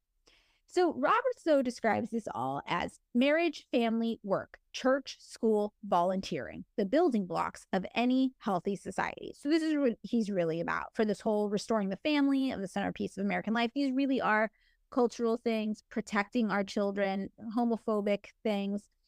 So what the mandate says specifically is that they want to delete the terms sexual orientation and gender identity, just like from everything. They're like, you don't get a sexual orientation or a gender identity anymore. so but I love how conservatives do have like a very magical thinking approach to culture, and this is that they're like, if you don't have the word for it, it's like we deleted the thing.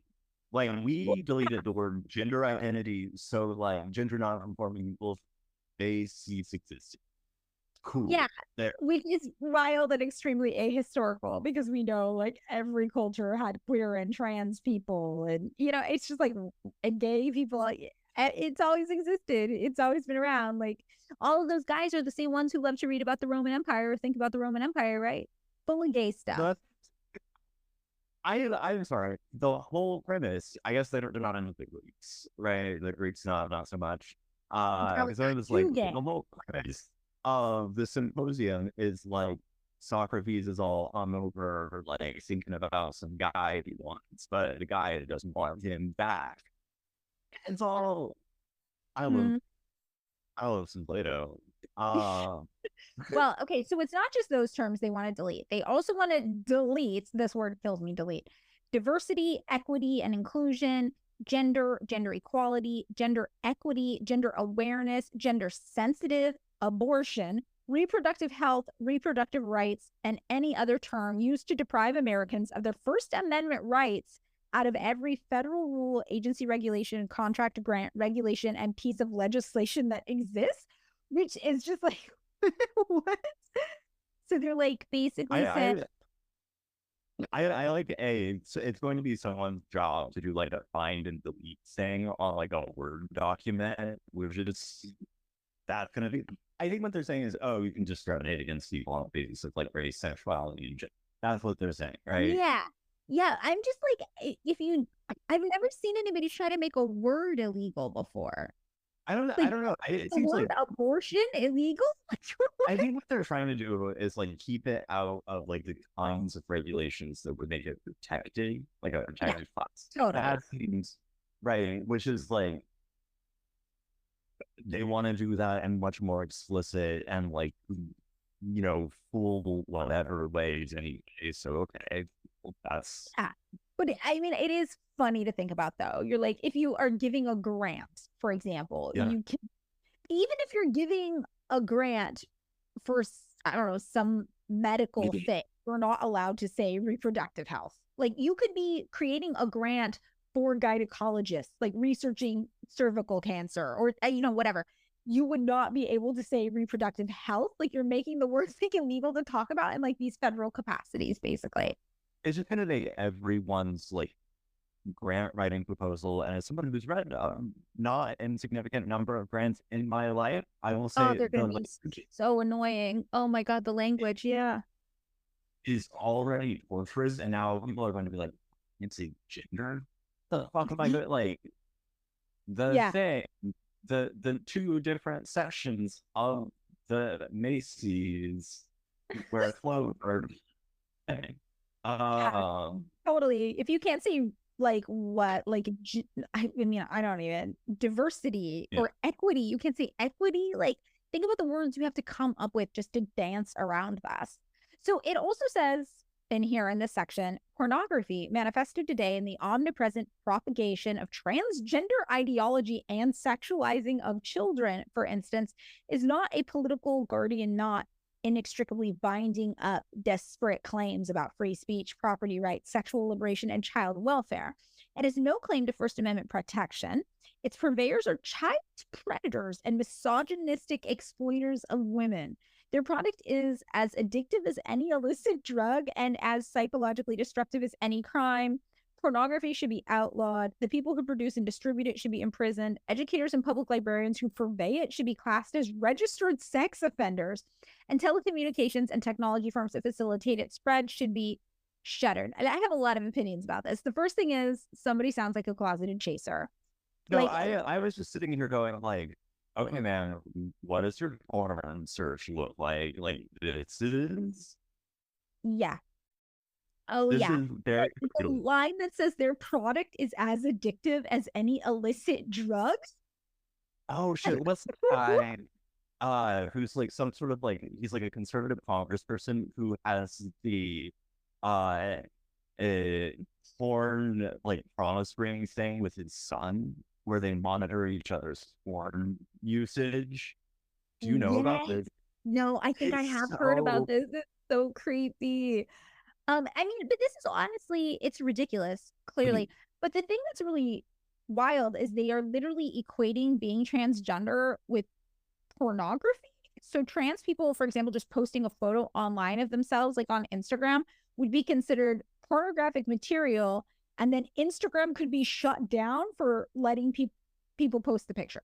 So if you're just like a trans person posting a selfie on Instagram, like, hey, here's me today. Literally all of Instagram could be shut down for letting you do that, which means then Instagram would have to crack down on trans people and not allow any trans people to use Instagram. And then also the thing of think about like a library who has a story that talks about a trans person existing in it. The librarian would be classed as a sex offender.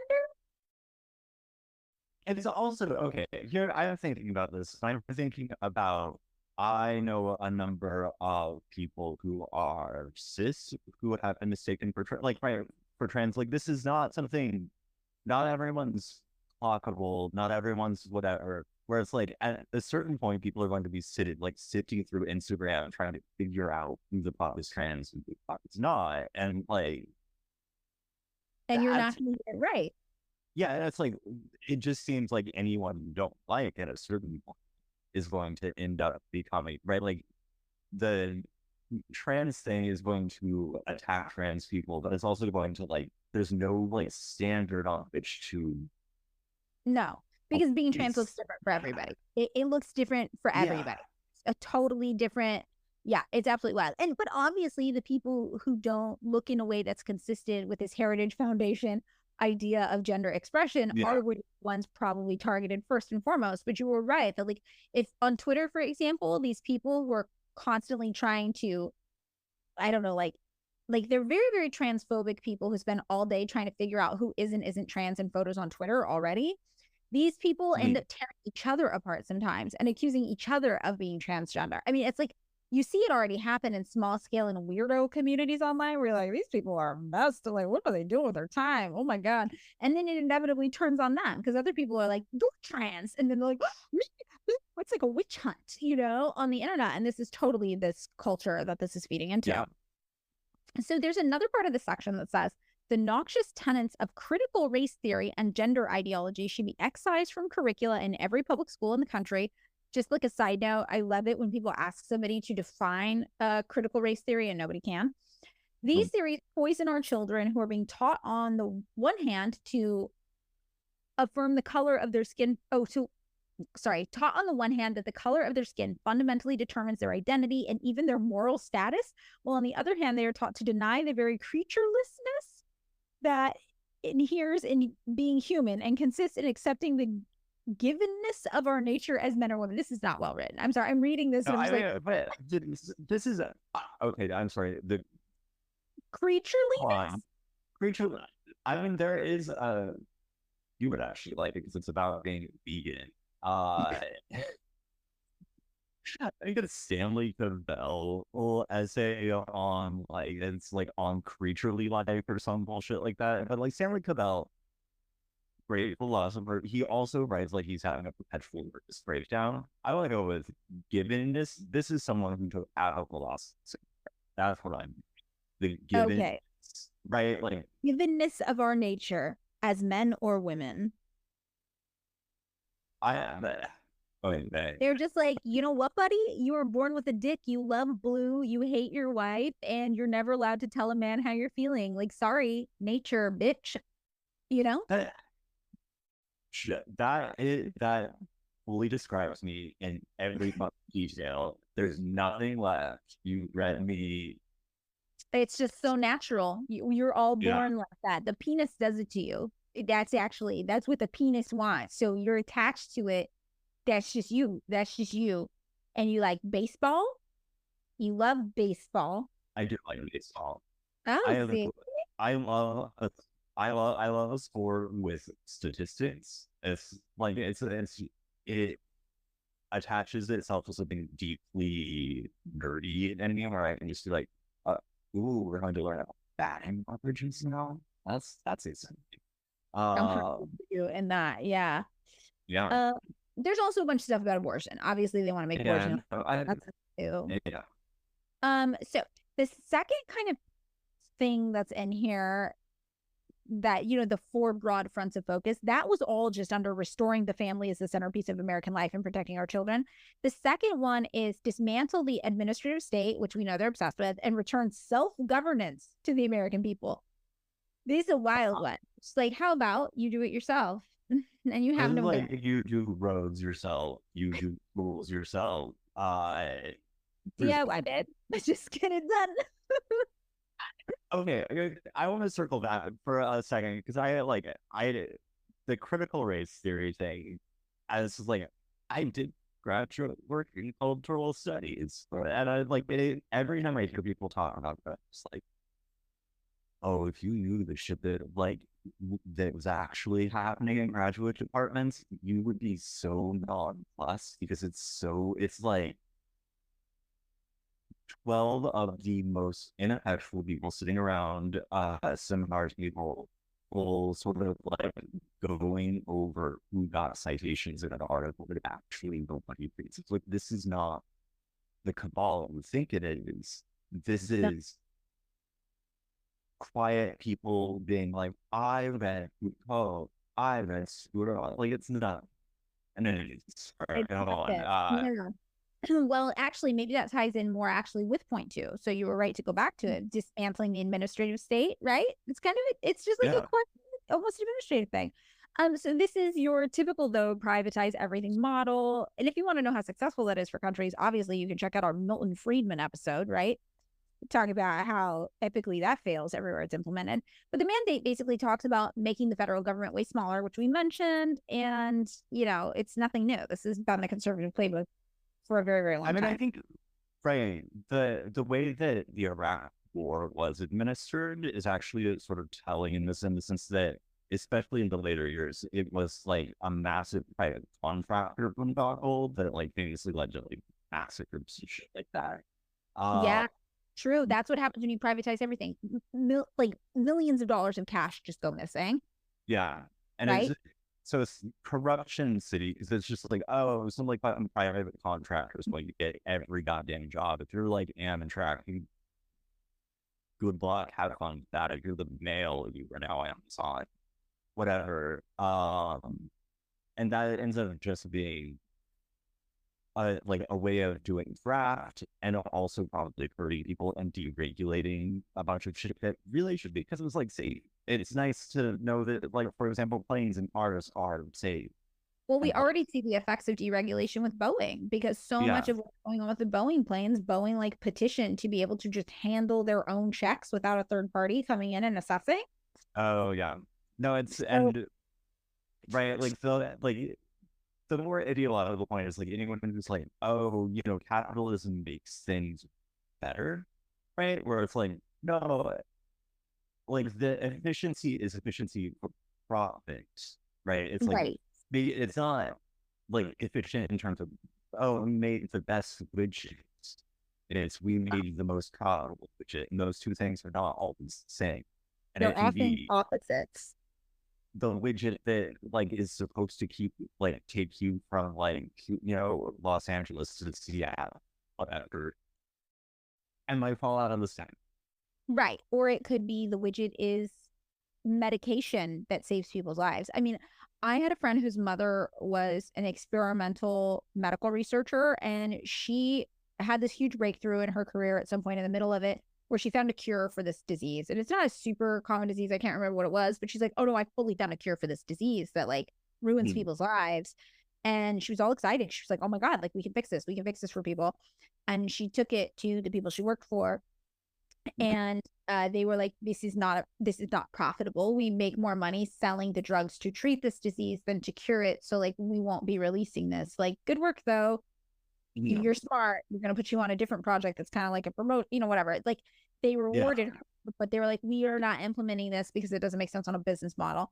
And I remember her telling me this and me just being like, okay, like, it. Like, people are always like, yeah, it's cheaper for them to treat they make more money if they treat you instead of cure you. They don't want to cure you. And you're like, okay, that sounds conspiratorial. But then this woman tells me, she's like, oh no, this happened. And I was really excited. Like, I was like, oh, I did something cool. And, it wasn't like a major disease, but it was affecting people's lives. And then they were just kind of like, yeah, that's really nice. Good job. We are not going to use it because. So I'm like, oh, it's not like, it sounds so sensational when people talk about it as a broad concept. And then when you hear about it actually happening in people's lives, you're like, whoa, it just kind of seemed like an everyday occurrence to her. She was just like, yeah, work sucks. My boss doesn't get it. I pitched something that would save lives, and they were like, nah, we make more money not saving them. That could be us all over every government agency.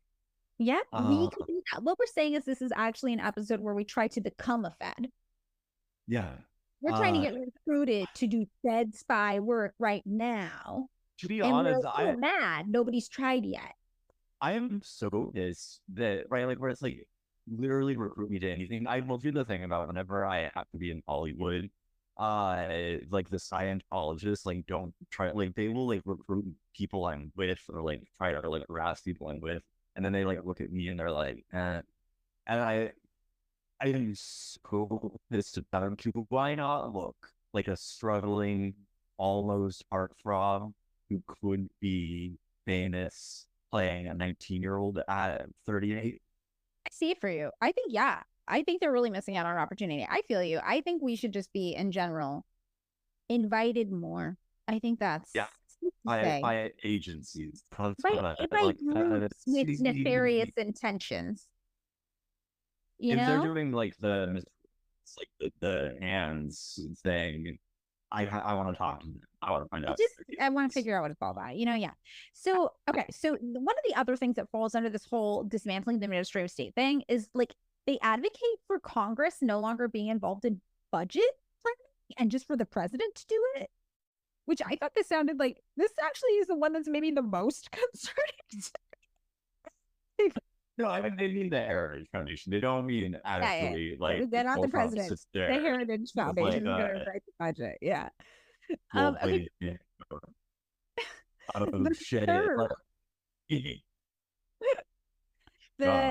The third one they're doing here is they're saying they want to defend our nation's sovereignty, borders, and bounty against global threats. I thought the word bounty was a fun one. So this obviously just means investing in the military and the State Department and doubling down on border staff.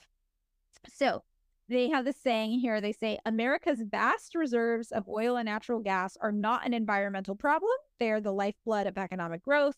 American dominance of the global energy market would be a good thing for the world and, more importantly, for we the people. So I couldn't figure out if I'm like, does that mean you want to do more blood for oil wars around the world, or does that mean you're we don't want to do that, we just want to do it in our own backyard and find all the oil we can in our sweet United States? I think that sounds, I'm sure somewhere else they didn't mention doing blood for oil. That doesn't, like, it's, it's a both and situation. It's not an or, it's an and. Yeah, I get it. That makes sense. But it does sound like they would like to deregulate anything to do with EPA, so that, like, things like drilling in national parks, doing lumber in national parks, which is a big thing in some places in the Pacific Northwest, right? Like, that would be available. Right. Totally. They also, the last one says, secure our God-given individual rights to live freely, what our Constitution calls the blessings of liberty. And this whole fourth section is literally just them railing against communism. But real communism. Like, they're like, wow, the CC, like, yeah. It's like they're weird. It's like kind of real communism, but also like they're fake fantasy communism. And then it's like also anybody we don't agree with might be a communist. Conservatives always have such high regard for the effectiveness of communism. It's extraordinary. Like, it's very disappointing because it's like they have a fantasy of where communists are in the bushes, they're being extraordinarily effective, they're doing cool social programs, and then you like oh, it's actually just two guys. Yeah. But you can see how listening to this plan, you're like, this is basically just a wet dream for conservatives. Like, yeah, we talked about this. There's stuff in there about making it legal to discriminate against gay people and women, and eliminating the Department of Justice, or like the Department of Education. I'm guessing they just want like only privatized charter schools. There's stuff about a nationwide abortion ban. There's an increased use of the death penalty. There's even stuff about my old favorites, Voice of America and Radio Free Asia, the CIA propaganda wings. Oh, they're defunding because they're loaded government agencies that do shit all for anyone except for like make people have like wacky ideas, right? That's what they're saying. No, David, don't be silly. This falls under number 3, defend our nation's sovereignty, borders, and bounty against global threats. We need to propagandize the masses into manufacturing consent in case we need to go to war with China. So I love how they feel like the thing, they have a real interesting idea of what uploading is. It's like, there's something I will take the axe if I were in their position as a Navy radio Free Asia, maybe Voice of America. Voice of America, Radio Free Asia, what they have found statistically, and they talk about these things in declassified documents, and I won't be able to include a source on this because I'm speaking off the cuff, but these are pretty easy to look up. If you look at the CIA documents talking about this, is that these things are really effective for them, and they're really relatively low cost. So so not ever gonna, they love having these propaganda networks because they're pretty cheap to administer, and they do a lot. Like, some analysts think that like Radio Free Europe was like responsible for bringing about the fall of communism all throughout Europe, like just Radio Free Europe, like according to some people. These are the most effective things. So yeah, no, they actually prioritize this stuff because propaganda is the cheapest tool they have in their battles.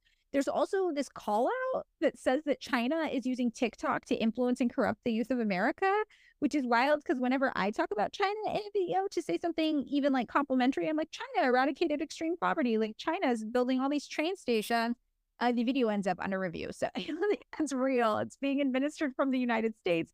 The review process is in the United States, and it all has like, a US bias, but whatever. They don't care. They're just like, China is using TikTok to influence and corrupt the youth. And I'm like, hi, that's me. You're talking about me. I'm here. So you are China. Yeah, I am China. So there's something interesting about the intelligence kind of component of the Heritage Foundation, though. So like Heritage has historically been at odds with the CIA or other intelligence agencies in the past, but Project 2025 tries to take them all and make them under the complete control of the president. So then they have more access, basically. Heritage has more access to what they're up to. So in that pursuit, they're already trying to build like super meaningful relationships with places like the National Endowment for Democracy, which we just did a couple episodes on, NED. So one National Endowment for Democracy fellow named Olivia Enos, for example, is also a policy analyst in the Asian Studies Center at the Heritage Foundation, which is, you know, the National Endowment for Democracy. If you didn't listen to our episodes, it's an NGO started by the CIA to do their misinformation campaigns, try to incite color revolutions around the world. And so this Olivia Enos, right, she's a fellow at National Endowment for Democracy. She's also working over at the Heritage Foundation, both side by side. And in both places, she writes about North Korea, obviously. Very, very relevant to what's going on with me right now. Her work has also been published in the Washington Post, and she appears on television, like places like BBC, CNN, and Fox. And I read one of her pieces on North Korea, and she cites in this piece Open Doors USA, which is an organization sponsored by the U.S. Department of State with funding provided by the U.S. government, a Vox article that's just not cited at all. She's just like, here's what I think. An Atlantic piece that references an Amnesty International piece where info was said to have come from an ongoing National Endowment for Democracy grant recipient and collaborator called NAUH, now Action and Unity for Human Rights. Also HRNK, which was staffed by former members of USAID and other State Department officials that works in conjunction with the National Endowment for Democracy. An excerpt from a book written by a paid defector who later he admitted he lied in the book. She just like put it in there and was like, haha, this is cool. Great. I'm going to write about this. This is considered her work. It's from a book that he later was like, actually, I lied in that book. So that's an interesting one. And fun fact, Heritage received almost $1 million in 1993 and in 1996 alone from the Korea Foundation, which reportedly serves as a direct conduit of money from the South Korean government. So in 2022, the Heritage Foundation also donated to that Victims of Communism, you know, that group as well. And if anybody remembers Victims of Communism, they're the group that is really controversial because they came out with they use or reference or worked to create the Black Book of Communism, which is supposed to be the total tally of people who died under communism. But they include in the book the names of dead Nazis because most people remember, right, the USSR defeated the Nazis. And so they include the names of all these dead Nazis in the book as victims of communism. And then they also include like people who could have potentially been born, like not like fetuses or like babies, like just like mathematically, potentially, if those people hadn't died, then like their kids could have been born and then had more kids and then those kids. But because these people died, many of them, again, Nazis, they weren't able to have kids who had kids who had kids. So those are all kind of like victims of communism. They just like totally made this wild book that most of the people who worked on this book now have come out and been like, that was a really bad thing I did. And I do not stand by this book. It's been labeled extremely anti-Semitic. It's like a bad book all around. That's like the victims of communism thing. So Fuellner, the guy who started Heritage Foundation, not only in 2022 did Heritage Foundation donate to victims of communism, Fuellner also is a member of the Victims of Communism Memorial Foundation's Advisory Council. And, you know, the victims of communism recently came under fire within like the past few years because they tried to build a monument in Canada to the victims of communism, and it had to be stopped because people looking at the list of the names of the victims were like, these are literal SS officers on here. Like, you cannot build this monument. So they were basically trying to build a monument to SS officers, Nazis in Canada. So this, though, when you're hearing this and you're just looking at this one thing, like I literally was just like investigating the connection between the National Endowment for Democracy and the Heritage Foundation, you see, this is what we mean when we say sometimes you have a source on something and it looks like you have a lot of sources, but then when you dig a little bit deeper, you find out it's just one source, and that source is the federal government. And this is a great example of that. It's like all of these people are all working together. They're all interconnected, and Heritage Foundation is working to get into that connection chain as well. So they are really trying to entrench themselves in the State Department, in these kind of propagandizing efforts. And that makes sense because they're trying to control the narrative, right? They want to get out that Heritage Foundation narrative. And that's why they're trying to get all buddy-buddy with the National Endowment for Democracy in particular. And, you know, really try to build this working bond so that under the next president, when the power is kind of taken all and put under the presidential kind of canopy, right? You know, they already kind of have an in, they know how things work, and they're ready to get things going. And I imagine they're trying to pump a lot of their people into National Endowment for Democracy in preparation of that. That's speculation on my end, but that's probably kind of the goal here. And that's what we see when we look at people like Olivia Enos, for example, National Endowment for Democracy Fellow, who also is a policy analyst in Asian Studies Center at the Heritage Foundation. They're already putting their people in the National Endowment for Democracy, would be my guess there. But again, that's not confirmed which came first, if she was Ned first or Heritage first, but she is both. They are, you know, staffing. So, the Heritage Foundation is basically trying to be one of the 20 different Halloween costumes that the federal government wears when it's trying to pretend like it's lots of different things, but it's just the U.S. government. And there were other people. You mean to say that they also want to be recruited? That's their thing. We have a lot of competition, David. No wonder they're not recruiting us. Yeah, it's I honestly think I would be a terrible Ned Heritage person. I like not because I have a ideological reasons, but just so too shy.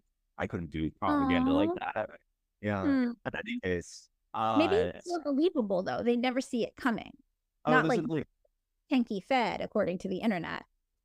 This is Kim Philby kind of stammer. Like apparently whenever he was nervous or trying to see someone, that could be me. That could be you. So beyond this woman, there's also people like Dan Lips, who was a fellow at the National Endowment for Democracy as well, and previously was a senior policy analyst at the Heritage Foundation, where he was the lead analyst researching education. So his research has been referenced in the Wall Street Journal and Washington Post, and he has testified before Congress and state legislative committees. So, you know, they got their hands all over everything. The stuff that interests me, I'm like, oh, you guys are getting in there. You're getting into all of the propaganda-y stuff. Now, what's most interesting to me, though, about Project 2025, like I said, just this episode's getting long. We're getting ready to wrap it up. It's just that I know it is shocking to people, and it is, I know it's supposed to shock me. But everything I've seen about it, it just feels like more business as usual for the Heritage Foundation, for the United States government. Like in a Washington Post report from November 16th, 1980, the writer Joanne Omong wrote, Heritage's report is a roadmap for Reagan full of right turns. And the description of that program from the original mandate is eerily similar to the Project 2025 messaging we see now. Like this has always been the status quo of the conservative right in the United States, at least since we got that new brand of Republicans, right? The movement Republicans, and then new brand with the Trump Republicans, where it's a more edgy, in-your-face kind of Republican that, like you said, doesn't care if you enjoy the brutality. That's what Trump really brings to the table. Like, yeah, enjoy the brutality publicly and don't feel shame about it. So, you know, in 2023, 100% of Heritage Foundation lobbyists previously held government jobs. Like, they are our government already. And lobbying from the Heritage Foundation itself to the government totaled $820,000 of them trying to influence politicians. So this is something where it's like, you know, it's always been this bad. And the Heritage people or people like them have always been trying to make sure that evil things get done, you know?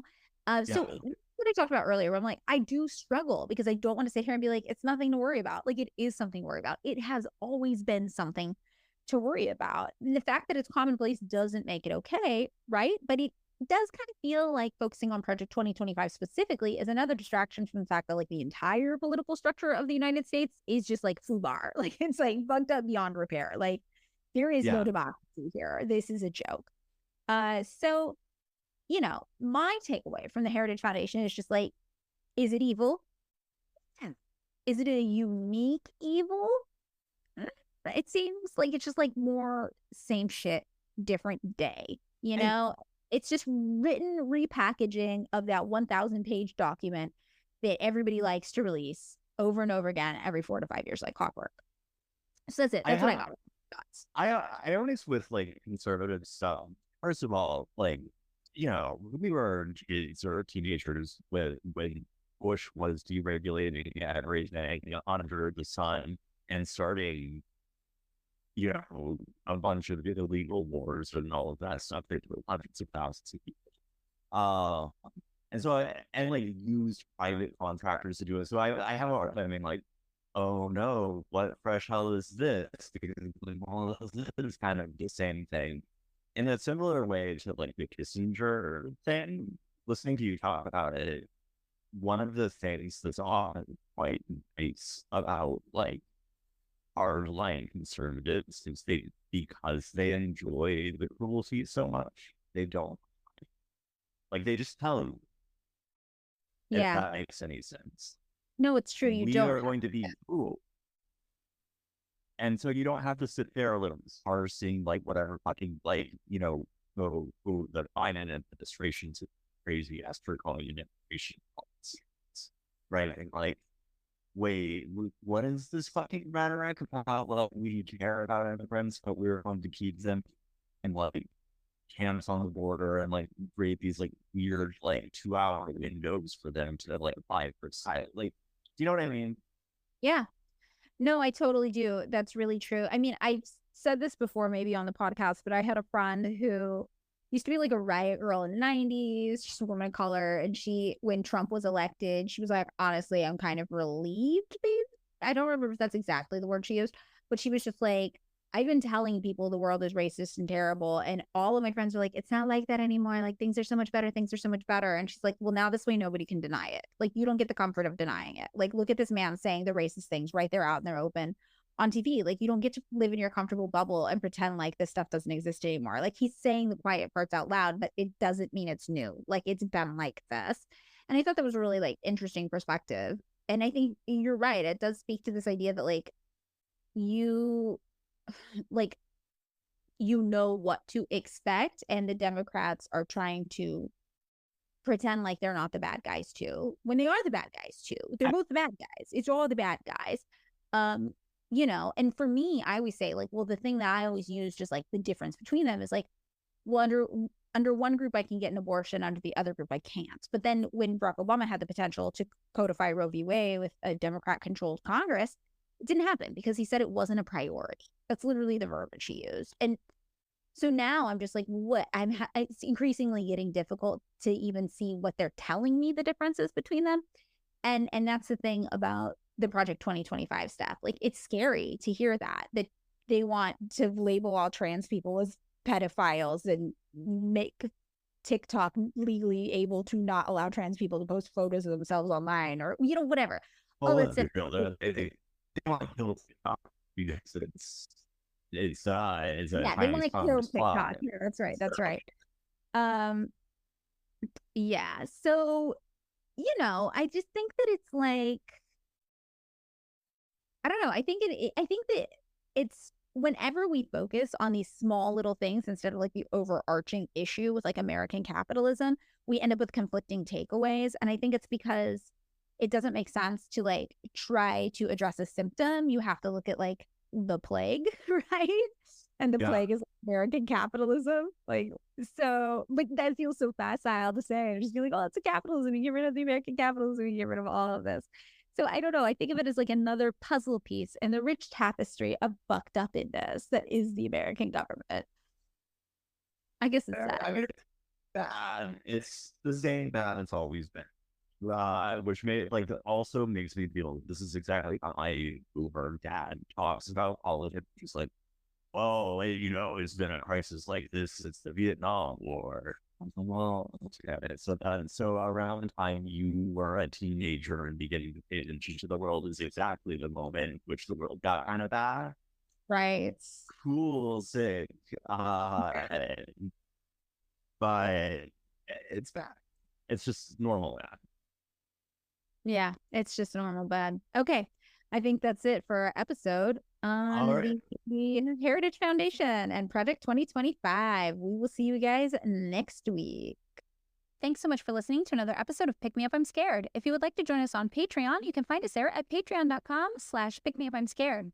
For $3 a month, you can access bonus content there.